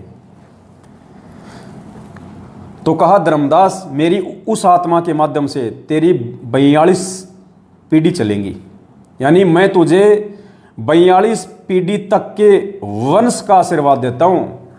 परमात्मा ने कहा था कि 42 पीढ़ी तक तेरा वंश चलेगा। ध्यान से सुनना भगत जी, परमात्मा ने यह कहा था कि 42 पीढ़ी तक धर्मदास मेरे आशीर्वाद से तेरा वंश चलेगा, वंश चलेगा। ये नहीं कहा कि 42 पीढ़ी तक तेरे वंश वाले गुरुवाई करेंगे, महंताई करेंगे, आश्रम खोल खोल के दुनिया को मूर्ख बनाएंगे। नहीं, गुरुवाई का आदेश नहीं दिया, महंताई का आदेश नहीं दिया परमात्मा ने 42 पीढ़ी का। परमात्मा ने यह कहा था कि 42 पीढ़ी तक तेरा वंश चलेगा, उसके बाद तेरा वंश समाप्त हो जाएगा धर्मदास। जैसे रावण का कुल वंश समाप्त हो गया था ना, ऐसे तो वंश तो धर्मदास का चलेगा 42 पीढ़ी तक। तो 42 पीढ़ी तक यानी जब तक इस पृथ्वी पे परमात्मा का ज्ञान रहेगा। मालिक ने क्या कहा कि हजारों साल ये परमात्मा का ज्ञान चलेगा।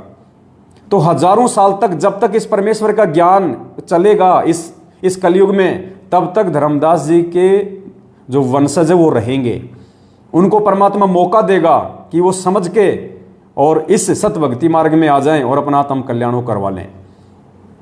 क्योंकि मालिक ने आशीर्वाद दिया हुआ है कि तेरी 42 पीढ़ी पार करूंगा। तो 42 पीढ़ी का समय जब तक गुरु जी का ज्ञान पृथ्वी पे चलेगा। अब जैसे आप कह रहे हो कि धर्मदास जी की 13वीं या 14वीं पीढ़ी चल रही है और टाइम बीत गया कितना, 650 साल का।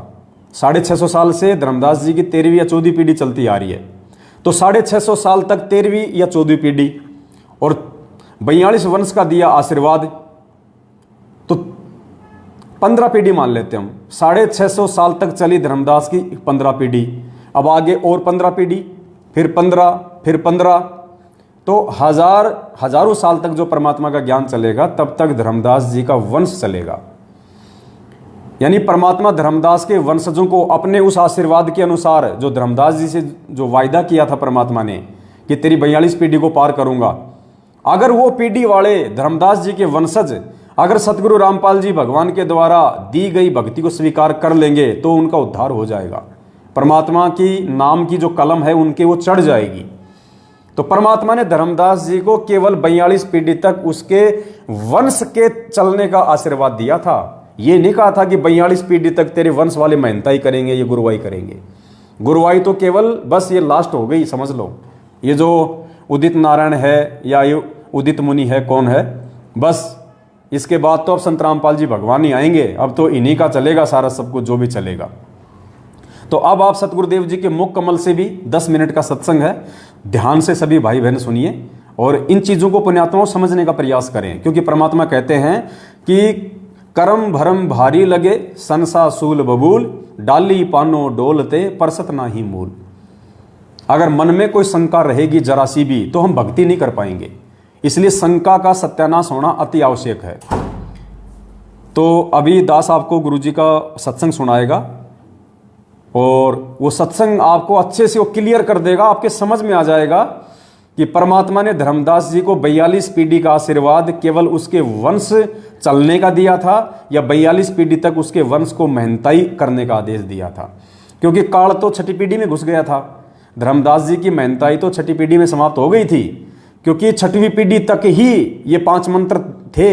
छठी पीढ़ी के बाद तो जो टकसारी पंथ बताया परमात्मा ने, उसमें तो काल के दूत आ गए थे। उन्होंने उस पंथ वालों को भ्रमित कर दिया था कि तुम बात करते हो तुम सतलोक भेजने की और नाम दे रहे हो तुम ये काल के, ब्रह्मा विष्णु महेश के। तो उन्होंने उन मंत्रों को चेंज कर दिया था। तो मेहनताई कहो चाहे गुरुवाई कहो, ये तो छठी पीढ़ी में ही समाप्त हो चुकी थी। आज ये 13वीं 14वीं पीढ़ी आ रही है ना, ये तो खाली ये तो डले ढोरी है, कोई मतलब नहीं है, कोई मंत्र नहीं है इनके पास में, सब फर्जीवाड़ा है। छठी पीढ़ी तक ही था जो भी कुछ था, उसके बाद तो काल प्रवेश कर गया था। तो अब आप पूज्य गुरुदेव जी के मुख कमल से आप सुनेंगे तो आपके और अच्छे से समझ में आएगा।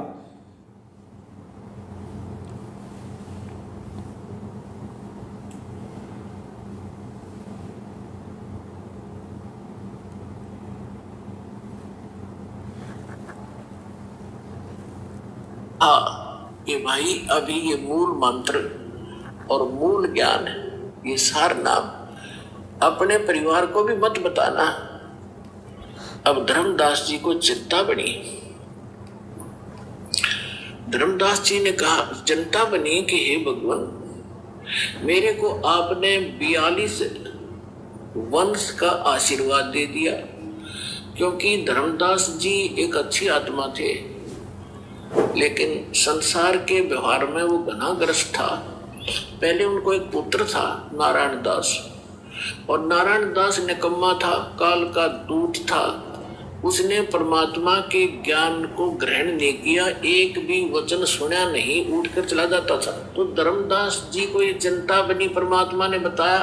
धर्मदास जी ने कहा कि भगवान आप तो समर्थ हैं, मेरे पुत्र को शरण में ले लो, इकलौता पुत्र है, काल के हाथों चढ़ जाएगा, इसका जीवन नाश हो जाएगा। तो परमात्मा ने कहा, धर्मदास ये खुद ही काल का दूत है, तेरे घर पर भेज दिया।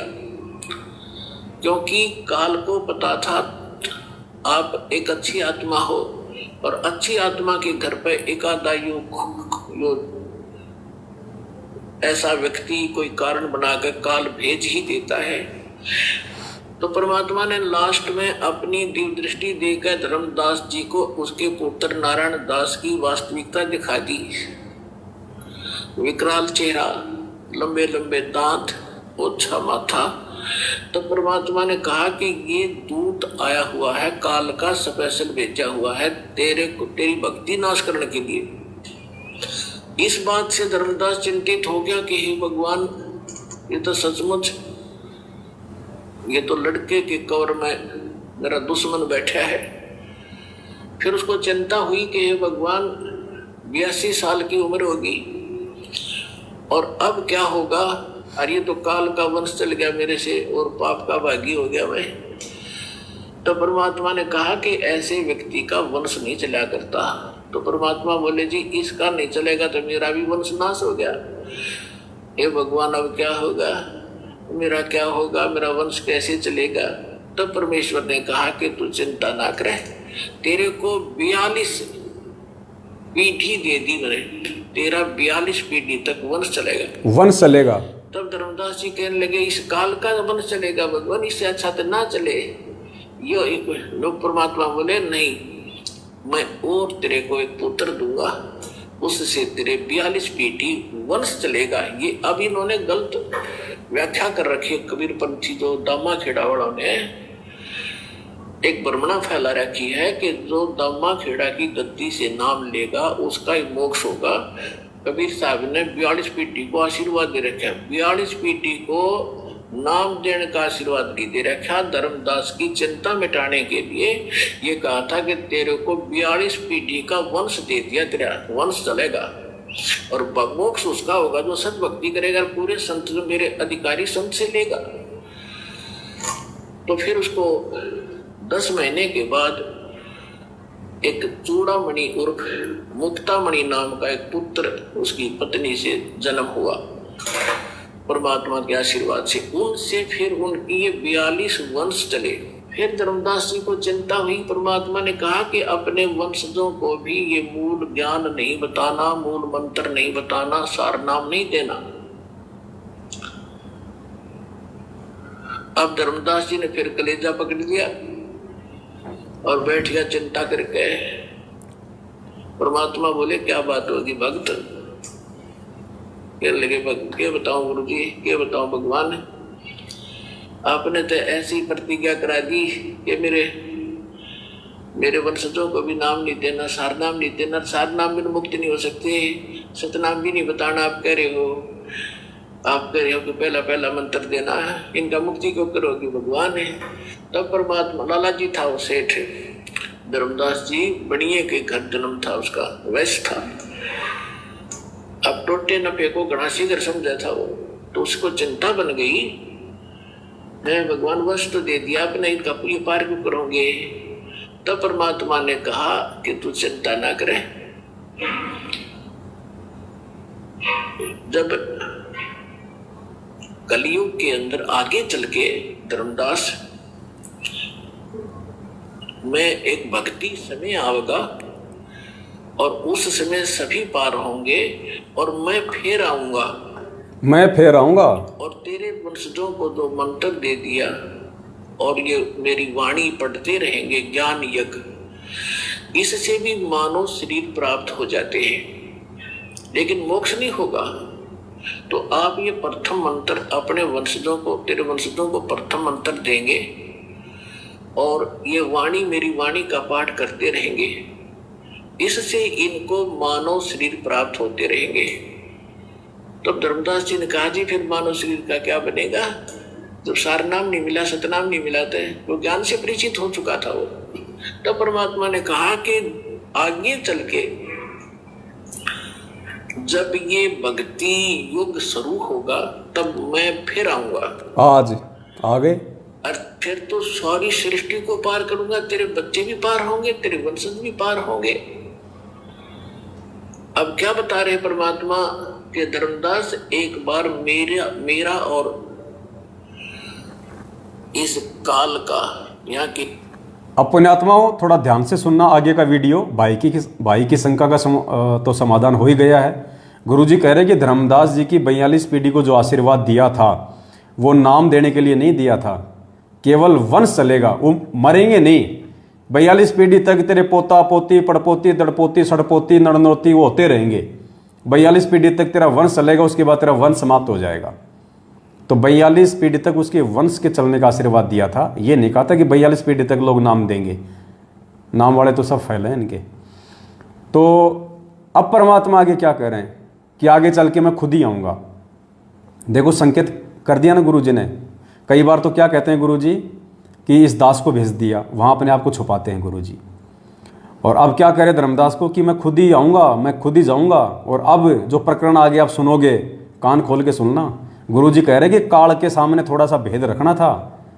काल के सामने नहीं बताई जाती ये बातें कि मैं स्वयं जाऊँगा, इसलिए कहा था कि मेरा दास जाएगा, जबकि आना परमात्मा ने खुद ही है और खुद ही आ चुके हैं। आज किस ब्रह्मांड के मालिक ब्रह्म का एक संवाद हुआ था। इसने मुझसे प्रतिज्ञा करा ली थी कि 3 युगों में जीव थोड़े ले जाना और चौथे युग में आप इतने ही जीव मुक्त करा लेना। तो मैंने इसको तथा वस्तु कर दी थी, ठीक है, जो तू कह रहा है वो मुझे स्वीकार है। तो फिर क्या बताया परमात्मा ने कहा कि फिर मैंने उससे कहा था कि जब चौथा युग, जब कलयुग आई, तब हम अपना अंश पठाई।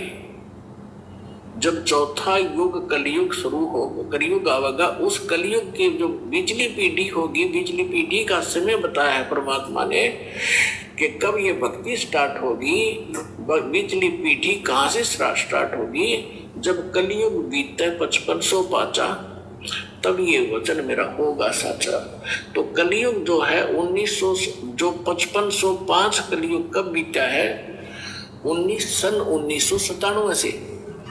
और 1997 में इस दास को परमेश्वर कबीर जी प्राप्त मिले थे।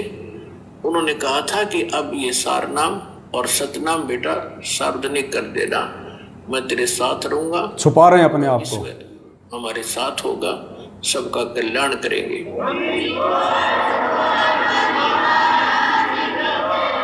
तो परमात्मा ने धर्मदास जी से कहा था कि धर्मदास के काल से मेरी वार्ता हुई थी, तब मैंने काल से कहा था कि विनती तोर मान में लीनी, कि जो तूने विनती की है काल के 3 युगों में जीव ना ले जाना, चौथे युग में 3 युगों में थोड़े जीव ले जाना, चौथा युग जब कलयुग आवे तब शरण जीव बहु जावे, ऐसा वचन हर मोह दीजे, तब गवन संसार ही कीजे। तब परमात्मा ने कहा था विनती तोर लीन में मानी, अब सुनना, मोह को ठगे काल अभिमानी। फिर परमात्मा ने कहा कि चौथा युग जब कलयुग आई, तब हम अपना अंश पठाई। जब चौथा युग कलयुग आवेगा, तब हम अपना अंश, अपनी प्यारी आत्मा को भेजूंगा। अब उसको ये कहे कि मैं आऊंगा या ऐसे आऊंगा, तो वो काल नहीं समझ पावा था। इसलिए परमात्मा कहते हैं सो छल छिद्र मैं करूं अपने जन के काज। तो क्या बताया था कि चौथा युग जब कलयुग आई, तब हम अपना अंश पठाई। केवल परमात्मा ने काल को धोखा देने के लिए कि चौथा युग जब कलयुग आई, तब हम अपना अंश पठाई। और फिर गुरु जी क्या करें, अगर काल को ये कहे कि मैं खुद ही जाऊंगा, तो परमात्मा कहते हैं मालिक अपने आप को छुपाते हैं, सोचल छिद्र मैं करूं अपने जन के काज। तो पुण्यात्माओं, ये कबीर परमेश्वर आज इस पृथ्वी पे साक्षात सतगुरु रामपाल जी भगवान के चोले में प्रकट है। अच्छी आत्माओं ने तो जान लिया है, पहचान लिया है, बाकी मूर्खों की हम कह नहीं सकते। अब देखो, आपको एक छोटा सा सत्संग सुनाते हैं गुरु जी का, 1 मिनट का। देखो, ये संकेत हैं, हमने संकेत ही समझने पड़ेंगे। परमात्मा संकेत ही करेगा, क्योंकि परमेश्वर भी एग्रीमेंट में बंधे हुए हैं। काल भगवान के साथ परमेश्वर का एग्रीमेंट है। परमात्मा खुल के नहीं कहेगा कि मैं कबीर हूं, मैं कबीर हूं। अगर परमात्मा आज स्वयं अपने आप को परमात्मा कह दे, सतगुरु रामपाल जी भगवान यदि 1994 से ये कहते कि मैं हूं वो कबीर परमात्मा जो 650 साल पहले आया था, और भाई आज मैं फिर से आ गया हूं पूरी दुनिया को ज्ञान और नाम देने के लिए, मैं हूं कबीर परमात्मा, तो पुण्यात्मा विचार करो, कबीर जी का ठेका लेके कितने संत महंत बैठे हैं यहाँ पे हिंदुस्तान में।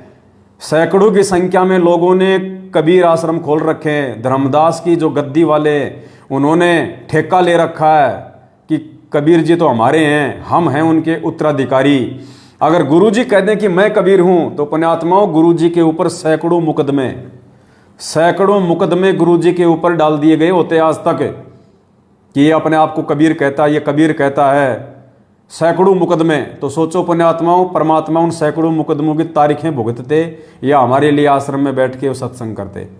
ये भी एक कारण है जिस कारण परमात्मा अपने आप को कबीर होते हुए भी छुपाता है, और फिर आप और हमारे जैसे भक्तों की सेवा लगा देता है परमात्मा ज्ञान आधार से, सत्संगों से निष्कर्ष निकाल के समझाने की कि असल में वो कबीर परमेश्वर कौन है। अब क्या कह रहे हैं परमात्मा, इस सत्संग को ध्यान से सुनो पुण्यात्माओं। एक बार आप ये सत्संग सुनिए, फिर दास आपको बताएगा। क्योंकि वहां देखो विकार सभी में है। 21 ब्रह्मांड में कोई भी प्राणी विकार रहित नहीं है, चाहे को कितनी बात बनावे। क्या कह रहे हैं गुरुजी? अगर आपने गौर से सुना हो तो गुरुजी क्या कह रहे हैं? 21 ब्रह्मांड में कोई भी ऐसा प्राणी नहीं है जो विकार रहित हो, यानी विकार सबके अंदर हैं। अगर हम गुरुजी को एक प्राणी मान के चलें, कबीर जी का भेजा हुआ दास मान के चलें, हम गुरुजी को मानुष मान के चलें, जैसा कि सतलोक आश्रम मैनेजमेंट हरियाणा मानता है, गुरुदेव का कलयुगी परिवार उनको मानुष मानता है, आम व्यक्ति मानता है, आम संत मानता है, उनको माँ के गर्भ से जन्म लेके आया हुआ मानता है मैनेजमेंट, गुरुजी का परिवार। तो सत्संग में क्या कह रहे हैं गुरुजी कि पुण्यात्माओं, 21 ब्रह्मांड में कोई भी प्राणी, ये प्राणी शब्द ध्यान रखना, गुरुदेव कह रहे हैं कि 21 ब्रह्मांड में कोई भी प्राणी विकार रहित नहीं है, यानी सबके अंदर विकार है, जितने भी प्राणी 21 ब्रह्मांड में है। अगर गुरुजी भी यदि एक प्राणी हैं तो गुरुजी भी विकार युक्त हुए, अगर गुरुजी भी यदि एक प्राणी हैं तो गुरुजी भी विकार युक्त हुए, क्योंकि स्वयं कह रहे हैं कि 21 ब्रह्मांड में कोई भी प्राणी विकार रहित नहीं है, अर्थात सबके अंदर विकार हैं। अगर गुरुजी को भी यदि हम एक प्राणी मान के चलें, मानुष मान के चलें, माँ के गर्भ से जन्म लिया हुआ एक यदि प्राणी मान के चलें मैनेजमेंट की तरह, तो गुरुजी भी विकार युक्त हुए। अब बताइए, जो खुद विकार युक्त है वो दूसरे का कहां से मोक्ष करवा देगा? बता दीजिए।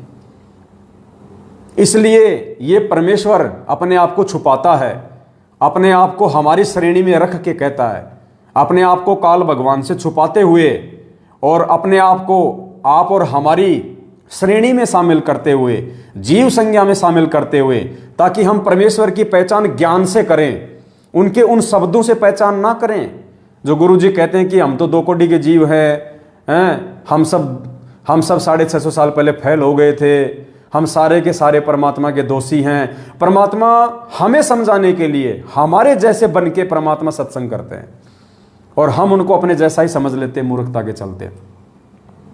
तो इस सत्संग के अनुसार जिसमें परमेश्वर कह रहे हैं, जिसको आप ध्यान से सुनिए एक बार दोबारा, क्योंकि वहां देखो विकार सभी में है। 21 ब्रह्मांड में कोई भी प्राणी विकार रहित नहीं है, चाहे को कितनी बात बढ़ावे। गुरुजी भी अगर एक प्राणी हैं तो गुरुजी भी विकार युक्त हो गए। अब बताओ, जो स्वयं विकार युक्त है वो हमारे विकारों को कहां से छुड़वा देगा? वो हमें सतलोक कहां से पहुंचा देगा? हमें पार कहां से करवा देगा? इसलिए पुण्यात्माओं, ये परमात्मा है, ये सारी सृष्टि का रचनहार है, ये बंदी छोड़ कबीर परमेश्वर हैं, ये जगत गुरु हैं, जगत के दाता हैं, ये जगदीश हैं, तीनों लोकों में प्रवेश करके सबका भरण पोषण करने वाले ये पूर्ण परमात्मा हैं, कबीर देव हैं। और इस बात को केवल वही आत्मा जान पाएंगी, पहचान पाएंगी जो इस परमेश्वर के वर्तमान में असली मोक्ष के अधिकारी होंगे। बाकी नहीं जान पाएंगे। परमात्मा भीड़ के लिए नहीं आता, परमात्मा यहाँ पे कबाड़ को इकट्ठा करने नहीं आता। परमात्मा कहते हैं, गोता मारूं स्वर्ग में, जा बैठूं पाताल, गरीबदास ढूंढता फिर वो अपने हीरे मोती लाल। तो पुण्यात्माओं, ये जो समय है वर्तमान में जो परमात्मा ने आप और हमें दिया है, बहुत अनमोल समय है। इस समय का कोई वार एंड पार नहीं है। और जो व्यक्ति इस समय को चूक गया, इस समय को चूकने का मतलब अपने गुरुजी को मानुष मान के, जो अपने गुरुजी को अपने जैसा मानुष मान के, जो गरीबदास जी भी कहते हैं कि गुरु को मानुष जो गिने और चरणामृत को पान, ते नर नरक में जाएंगे, जन्म जन्म बने समान। कुत्ते बनेंगे वो कुत्ते बनेंगे जो अपने गुरुजी को मानुष मानते हैं अपने जैसा, और उनके चरणों का चरणामृत भी पीते हैं। कहते हैं ऐसे भगत नाम लेने के बाद भी वो कुत्ते बनेंगे। गुरु को मानुष जो गिने और करे चरणा अमृत को पान, ते नर नरक में जाएंगे, युग युग बने समान। ये उन भक्तों के लिए कह रहे हैं गरीबदास जी महाराज कि उस तत्वदर्शी संत की शरण में आने के बाद, उस परमेश्वर की शरण में आने के बाद भी जो उनको अपने जैसा एक मानुष मानेगा, उनका जन्मदिन मनाएगा और भगवान किसी और को मानेगा और उनका चरणामृत भी पिएगा। कहते हैं ऐसे भगत नाम दीक्षा लेने के बाद भी, भक्ति करने के बाद भी वो नरक में जाएंगे और वो जन्म जन्म कुत्ते बनेंगे। तो पुण्यात्माओं, ये 90% जो संगत है वर्तमान में, देखो आगे अगर वो सुधर जाए तो बहुत अच्छी बात है, भविष्य का मुझे नहीं पता, लेकिन वर्तमान जो स्थिति है, सतलोक आश्रम मैनेजमेंट हरियाणा के पीछे जितने भी लोग लगे हुए हैं वो सब के सब लोग गुरुजी को मानुस मानते हैं। क्योंकि उन जिन जिन लोगों ने 14 जून 2022 को कागज की फोटो का प्रकट दिवस मनाया है, उस दाढ़ी मूंछ वाली नकली फोटो को कबीर भगवान मान के जिन जिन लोगों ने उसका प्रकट दिवस मनाया है, वो सारे के सारे लोग अपने गुरुजी को मानुस मान रहे हैं। वर्तमान समय तक तो वो सभी लोग नरक की तैयारी कर रहे हैं और मरने के बाद में वो कुत्ते की योनि ग्रहण करने की वो तैयारी कर रहे हैं। ये परमात्मा की वाणी कह रही है, मैं नहीं कह रहा।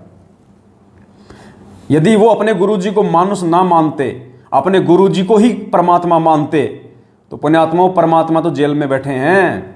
फिर इन फर्जी आश्रमों में किसका प्रकट दिवस मनाने गए थे भाई साहब? किसका?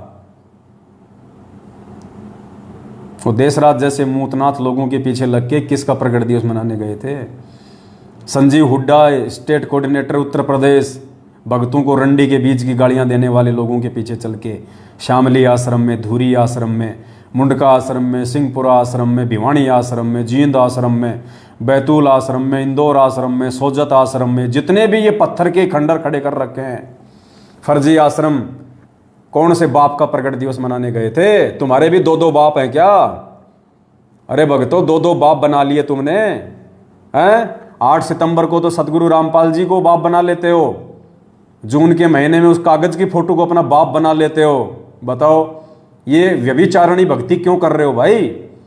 अरे आत्मा एक है, उसका परमात्मा भी एक ही है। आत्मा एक है, उसका परमात्मा भी एक ही है। एक आत्मा के 2 पति नहीं हो सकते, और जिस आत्मा के 2 पति होंगे वो व्यभिचारणी होती है, वैश्या कहते हैं उसको, वैश्या, वैश्या। तो अभी तक तो आप जितने भी लोग हो जिन्होंने 14 जून को कागज की फोटो का प्रकट दिवस भले आश्रमों में मनाया हो या अपने अपने घरों पे मनाया हो, फिलहाल आप सभी लोग व्यभिचारणी भक्ति कर रहे हैं गीता जी के अनुसार। आप एक परमात्मा को अभी जान भी नहीं पाए, पहचान भी नहीं पाए कि एक परमात्मा कौन है। और परमात्मा कहते हैं जब तक आप एक परमेश्वर की पहचान नहीं कर लोगे कि गुरु गोविंद 2 नहीं भाई, जो 2 समझेगा वो 2 जग में जाएगा, वो तो नरक में जाएगा।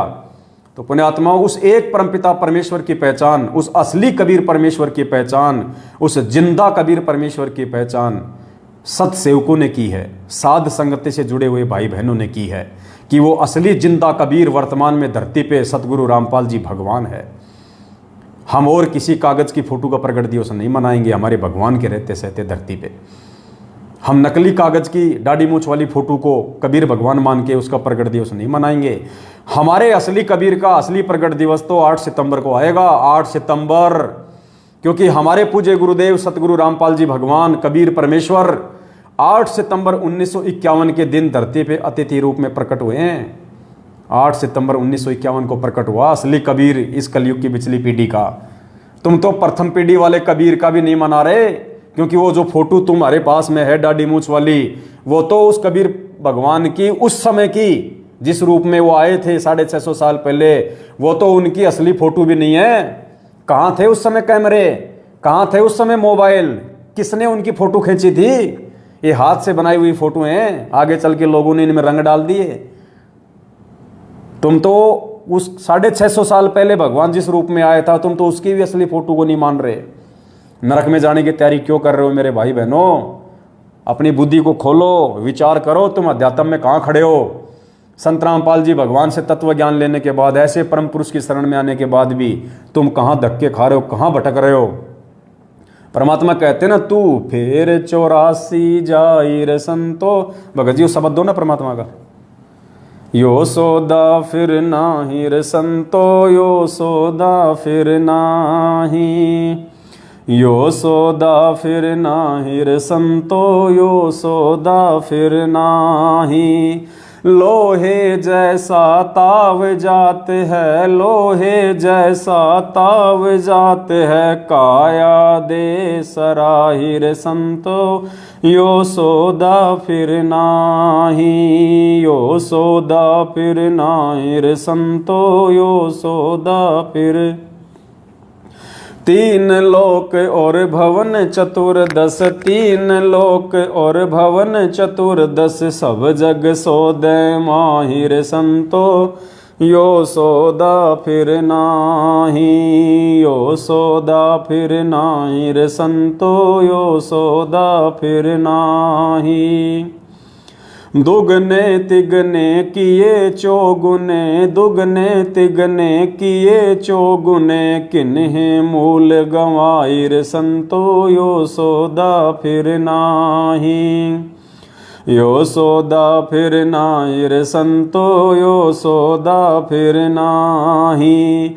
यो दम टूटे पिंडा फूटे, यो दम टूटे पिंडा फूटे, वो लेखा दरगाह माई रे संतो, यो सौदा फिर नाही। यो सौदा फिर नाही रे संतो, यो सौदा फिर नाही। उस दरगाह में मार पड़ेगी, उस दरगाह में मार पड़ेगी, जम पकड़ेंगे बाहिर संतो, यो सौदा फिर नाही। यो सौदा फिर नाही रे संतो, यो सौदा फिर नाही। जा दिन की मोहे डर नी लागे, जा दिन की मोहे डर नी लागे, लज्जा रे अकनाई रे संतो, यो सौदा फिर नाही। यो सौदा फिर नाही रे संतो, यो सौदा फिर नाही। अब क्या कह रहे हैं परमात्मा, ध्यान से सुनिए। नर नारायण दे पाय कर, नर नारायण दे पाय कर, तू फिर 84 में जाई रे संतो, यो सौदा फिर। तू फिर 84 में जाई रे संतो, यो सौदा फिर नाही। परमात्मा कहते नर नारायण दे पाय कर, तू फिर 84 में जाई। तो पुण्यात्माओं, ये नर नारायण दे प्राप्त करके और सतगुरु रामपाल जी भगवान उस नारायण की शरण प्राप्त करके और इतना ज्ञान लेके उस एक परमात्मा की पहचान ना करके और असली जिंदा कबीर सतगुरु रामपाल जी भगवान के प्रकट होते सहते और अपनी मूर्खता के चलते, अपनी ना समझी, अपनी अज्ञानता के चलते उस कागज की फोटो को, डाढ़ी मूछ वाली फोटो को कबीर परमात्मा मान के तुम उसको भगवान मान रहे हो, उसको भोग लगा रहे हो, तुम उसका प्रकट दिवस मना रहे हो। कहते हैं तू फिर 84 में जाई रे संतो, यो सौदा फिर नहीं। तो पुण्यात्मा उदास की प्रार्थना है सभी भाई बहनों से, बाद में रोगे लेकिन ये समय वापस मुड़ के नहीं आएगा, ये समय वापस मुड़ के नहीं आएगा। ये सात संगति की वीडियो परमात्मा आने वाली आत्माओं के लिए बनवा रहे हैं, जो हजारों साल ये मार्ग चलेगा परमात्मा का। जब तक गुरुदेव के सत्संग चलेंगे, जब तक ये साइंस चलेगी, ये यूट्यूब चलेगा, तब तक ये सात संगति के वीडियो चलेंगे, ये शंका समाधान के वीडियो चलेंगे। क्योंकि माँ के पेट से जन्म लेते ही आदमी इस ज्ञान को नहीं समझ लेगा। जैसे हम लोगों ने धीरे धीरे समझा, ऐसे ही बाकी के लोग धीरे धीरे समझेंगे। तो ये वीडियो परमेश्वर के सत्संगों के पीछे पीछे चलेंगे शंका समाधान के लिए। लेकिन सौभाग्यशाली आत्मा वो होंगी वर्तमान में जो आज ही चेत जाएंगी, आज ही जाग जाएंगी। क्योंकि आने वाले समय में तो केवल भक्ति का रंग चढ़ेगा, परमात्मा केवल भक्ति की कलम चढ़ाएगा। पार होने का जो मौका है, मोक्ष प्राप्त करने का जो मौका है, सतलोक में जाने का जो मौका है, सदा सदा के लिए 184 से पीछा छुड़ाने का जो मौका है, वो केवल तब तक है जब तक सतगुरु रामपाल जी भगवान के चरण कमल संत रूप में, गुरु रूप में इस पृथ्वी पे हैं। और उनके रहते सहते जिन जिन आत्माओं ने सतगुरु रामपाल जी भगवान से नाम दीक्षा ले ली और आजीवन मर्यादा में रह के भक्ति करेंगे, केवल पुण्यात्माओं, उन्हीं आत्माओं का मोक्ष संभव है, अन्यथा मोक्ष नहीं है। गुरुदेव के जाने के बाद केवल भक्ति का रंग चढ़ेगा, केवल भक्ति की कलम चढ़ेगी, नई आत्माओं में भक्ति का बीज डलेगा, पार नहीं होंगे। अरे जब आज गुरु जी के रहते सहते हम पार नहीं हो पाएंगे तो गुरु जी के जाने के बाद कहां से पार हो जाएंगे। स्कूल में कोई बच्चा टीचर के रहते सहते पढ़ाई नहीं कर रहा है तो टीचर के जाने के बाद क्या खाक डिसिप्लिन में रहेगा, क्या खाक वो पढ़ाई करेगा। तो पुण्यात्माओं, आप और हमने समझना है, सत्सेवक भाई बहनों ने, ये सारी की सारी मेहनत जो परमात्मा जी 27 साल से कर रहे हैं और 7 साल से हम जैसे 2 कोटि के जीवों को निमित्त बना के परमात्मा दिन रात ये सात संगति की वीडियो बनवा के जगह जगह जाके इन कॉल एजेंटों से छुप छुपा के हम जो साथ संगतियां कर रहे हैं, ताकि वहां जाके वीडियो बने, गुरुजी को भोग लगे, वीडियो बने, वो वीडियो फिर लाखों आत्माओं तक जाए। ये मेहनत सिर्फ और सिर्फ परमात्मा आप और हम जैसे हीरे मोती लालों के लिए करवा रहा है। आप और हम जैसी परमात्मा की विशेष आत्माओं के लिए, पुण्यात्माओं, ये मेहनत हो रही है इतनी। आज गुरुदेव जो हिसार जेल में बैठे हैं ना, ये देश राज जैसे मुंह में मूतने वाले लोगों के लिए नहीं कर रहा परमात्मा। संजीव हुड्डा जैसे लोगों के लिए जो भक्तों को रंडी का बीज बोलते हैं, गालियां निकालते हैं स्टेट कोऑर्डिनेटर होने के बाद भी, ऐसे लोगों के लिए परमात्मा मेहनत नहीं कर रहा। परमात्मा जो ये दुख उठा रहा, आज जो ये हिसार जेल में बैठ के जो कष्ट उठा रहे हैं, ये कष्ट वो परमेश्वर आप और हमारे जैसे भक्तों के लिए उठा रहे हैं कि मेरे ये बच्चे हैं जो मेरे ज्ञान पे चल रहे हैं, मेरे वचन पे चल रहे हैं। इनकी गर्दन कट सकती है लेकिन मेरे बच्चे मेरे वचन से पीछे नहीं हट सकते। ये सीता की तरह नहीं है जो राम के कहने के बाद भी लक्ष्मण रेखा को लांघ जाएगी। ये मेरे वो सपूत हैं, ये मेरे वो सतसेवक बच्चे हैं, ये मेरे वो हंस हैं पिछली पीढ़ी के, जिनके लिए मैं चारों युगों से यहाँ पे दुख उठा रहा हूँ, परेशानियाँ उठा रहा हूँ, बार बार इस गंदे लोक में आता हूँ मैं। तो पुण्यात्माओं, परमात्मा ने यदि आप और हम जैसे 2 कोटि के जीवों पे इतना बड़ा विश्वास किया है, तो पुण्यात्माओं दृढ़ संकल्प कर लो कि हे परमपिता परमात्मा सतगुरु रामपाल जी भगवान, चाहे आपके दास और दासियों की चाहे गर्दन धड़ से अलग हो जाए परमात्मा, हम समय आने पे आग में कूदने से भी पीछे नहीं हटेंगे, हम जहर पीने से भी पीछे नहीं हटेंगे, हम 100 मंजिल की बिल्डिंग से आंख बंद करके आपके नाम के ऊपर विश्वास करके छलांग मारने से भी पीछे नहीं हटेंगे परमेश्वर। बस आप अपना आशीर्वाद हम 2 कोटि के जीवों पे बनाए रखना परमात्मा, हमें आप जी भ्रमित ना होने देना परमात्मा। हम अपनी तरफ से पूरी कोशिश करेंगे, लेकिन मालिक बिना आपके आशीर्वाद के, बिना आपकी विशेष मेहर के परमात्मा हम भी भक्ति मार्ग पे नहीं चल पाएंगे। तो पुण्यात्माओं, हमने भी परमात्मा को दृढ़ विश्वास दिलाना है। अगर परमात्मा ने हमारे ऊपर दृढ़ विश्वास किया है, तो हमने भी अपने पूज्य गुरुदेव जी के दृढ़ विश्वास दिलाना है। हमने 650 साल पहले की तरह इस कबीर भगवान को दुखी नहीं करना। जैसे 650 साल पहले मगर में वीर सिंह बघेल और बिजली खान पठान दोनों सेना लेके आमने सामने खड़े हो गए थे, मरने मारने के लिए खड़े हो गए थे कि एक बार ये कबीर जी यहाँ से शरीर छोड़ के चला जाए, फिर देखते हैं इनकी बॉडी को कौन लेगा। तो पुण्यात्माओं, आज भूमिका तो काल ने वो ही बना दी। एक तरफ तो ये सतलोक आश्रम मैनेजमेंट हरियाणा को ये बिजली खान पठान बना के खड़ा कर दिया, और दूसरी तरफ वो चाह रहा था कि ये जो सतसेवक हैं ये वीर सिंह बघेल बन जाए, लेकिन काल भगवान की चाल सफल नहीं हो पाई। हम वीर सिंह बघेल नहीं बन पाए। हम तो परमात्मा के हंस बन के ही रहेंगे, हम तो परमात्मा के बच्चे बन के रहेंगे, परमात्मा के हीरे मोतीलाल बन के रहेंगे। हम वो गलती नहीं करेंगे जो गलती 650 साल पहले वीर सिंह बघेल कर गया गुरु को मानुस मान के, जो गलती बिजली खान पठान कर गया गुरु को मानुस मान के, जो गलती 64 लाख शिष्य कर गए, नानक जैसे कर गए, मीरा जैसी कर गए, धन्ना जैसे कर गए, अर्जुन सरजुन जैसे कर गए, वो गलती अब हम नहीं करेंगे, क्योंकि पिछली पीढ़ी है। और भगवान ने यदि हमारे ऊपर विश्वास करके अनमोल इतना ज्ञान दिया, ठोक के, चारों वेद 6 शास्त्र 18 पुराण, गीता जी, महाभारत, कुरान पुराण सब कुछ परमात्मा ने पढ़ा दिया है, अक्षर ज्ञान दिया भगवान ने, पिछली पीढ़ी में मानव जन्म दिया, आशीर्वाद दिया, अपना तत्व ज्ञान दिया। तो पुण्यात्माओं, अब भी यदि हम गोबर खाएंगे, गोबर खाने का मतलब मैनेजमेंट के पीछे लग के राजनीति करेंगे, देह दान करेंगे, रक्तदान करेंगे, इन कुपात्रों को ज्योति दान और पाठ का पैसा देंगे, इनके कहने पे गुंडों की सीबीआई जांच करवाएंगे, इनके कहने पे इन फर्जी आश्रमों में जाएंगे और ये कुत्ता लड़ाई में शामिल होंगे, तो फिर हम भाई हम गोबर खा रहे हैं। फिर हम परमात्मा का सत्संग रूपी वो अमृत दूध का पान नहीं कर रहे, हम इन फर्जी लोगों के पीछे लग के गोबर खा रहे हैं। तो पुण्यात्माओं, गोबर खाने वालों को गोबर मुबारक, और हम जैसे भाई बहनों को परमात्मा का अमृत ज्ञान मुबारक। तो दया परमपिता परमात्मा की। पुण्यात्माओं, भगवान प्रसन्न करना है अब की बार।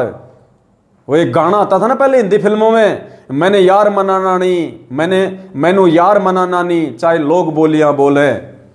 तो बताओ, वो 2 कोड़ी के वो फिल्मकार एक गाना बनाते हैं कि मैनू यार मनाना, चाहे लोग बोलियां बोले, दुनिया चाहे कुछ भी कहे, मैंने तो मेरे यार को मैंने प्रसन्न रखना है। तो हमारा यार सतगुरु रामपाल जी भगवान है। यार यानी परमपिता परमात्मा, वो पति, वो स्वामी। तो हमने तो अपना गुरु मनाना नहीं, चाहे संगत भेड़ चाल में चाले, हमने तो अपना गुरु मनाना नहीं, चाहे संगत भेड़ चाल में चाले। तो संगत मर रही है तो मरने दो, समझाना हमारा फर्ज है, और समझेगा वही, सब लोग नहीं समझ सकते पुण्यात्माओं।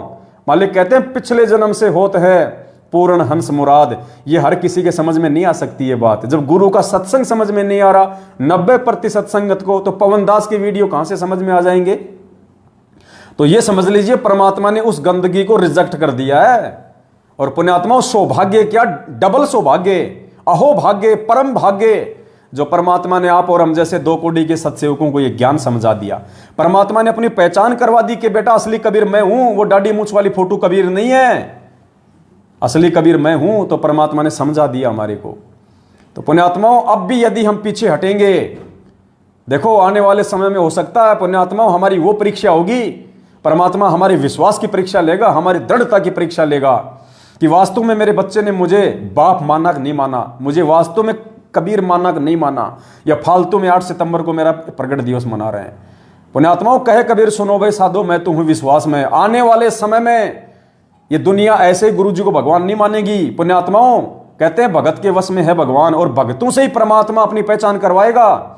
हो सकता है आने वाले समय में अपने पूज्य गुरुदेव जी के ऊपर विश्वास करते हुए उनको कबीर भगवान साबित करते हुए, क्या पता ऐसा समय आ सकता है हम सत्सेवक भाई बहनों को आग में कूदना पड़ सकता है, हम भाई बहनों को जहर की बोतल पीनी पड़ सकती है, हम भाई बहनों ने फांसी के ऊपर लटकने के लिए भी जो है वो तैयार होना पड़ सकता है। लेकिन सिर पे आशीर्वाद सतगुरु रामपाल जी भगवान का रहेगा अपनी प्रत्येक आत्मा पे। बाढ़ बाका नहीं हो सकता, बाढ़ बाका। परमात्मा कहते हैं सिर के साटे हरी मिले तो भी सस्ता जान, और गुरु जी कहते हैं जो अपने गुरु भगवान को शीश देने के लिए तैयार हो जाता ना, फिर परमात्मा उसका शीश लेता नहीं है।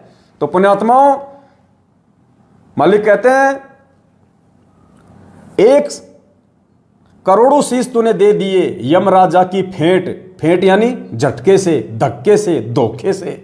ये काल भगवान अनंत युगों से गधा कुत्ता सुअर बना के, सैनिक बना के हमारे शीश कटवा रहा है।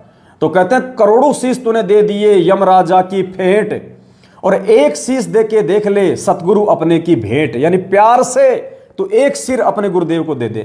अरे क्या पता कल को एक्सीडेंट हो जाए, कितने लोग मरते हैं गाड़ियों में, गर्दन कट जाती है, फालतू में मर गए ना। और जब वो समय आएगा गुरुजी कहेंगे बेटा कूद जा आग में, अरे गुरुदेव बोलने की जरूरत नहीं थी, मालिक आप तो इशारा कर देते कि बेटा जाओ। परमात्मा इतना ही काफी था हम नीचों के लिए, आपके कुत्तों के लिए केवल संकेत ही काफी था। पुण्यात्मा इतने दृढ़ रहना हमारे को, अगर भगवान कह दे बेटा ये सामने जहर की बोतल है पी जा, हमने पानी समझ के पी लेना है कि बस प्यास बुझ गई, जैसे मीरा ने पी लिया था। अरे जो मीरा के जहर को अमृत बना देगा, आज तो धरती पे प्रकट है साक्षात, अपने असली रूप में धरती पे प्रकट है। गुरु का वचन साध की संगत अजर अमर घर पावे, कहे कबीर सुनो रे गोरख हम सबको तत्व लखावे। तो पुण्यात्माओं साध संगतियों से दृढ़ हो जाओ, दृढ़। परमात्मा कहते हैं जय तू चाले 1 कदम मैं चालू कदम 60, जय तू हो जा काठ का मैं हो जाऊं लोहे की लाठ। भगवान मिला हमें, कोई छोटा मोटा संत नहीं मिला, पूर्ण परमात्मा मिल गया अब की बार। अहो भाग्य, लाखों साल तक ऋषि मुनि अपना शरीर गाड़ के मर गए तपस्या कर करके, काल ने भी दर्शन नहीं दिए, और यहां साक्षात परमात्मा आके खड़ा हो गया फ्री में। तो पुण्यात्माओं फ्री की लूट तो लूट लेनी चाहिए आदमी को। फ्री की लूट में कौन पीछे रहता है, जब भगवान वाली लूट पड़ी हो तो दृढ़। जिस दिन गुरु जी का संकेत हो जाए, या जिस दिन वो समय आ जाए हमारे गुरु जी पे कोई उंगली उठे और ऐसा कोई मैदान, कोई खेल का कोई मांड दे और कह दे कि आ जाओ, कौन कौन है जिनको अपने गुरुओं पे विश्वास है, दिखाओ यहां पे। पर सबसे पहले संत रामपाल जी भगवान के सत्सेवक आगे होने चाहिए। हाँ भाई आ गए हैं बंदी छोड़ पे विश्वास करके, बोलो जी क्या काम है बताओ, कूदो, ये कूदे, ये ले।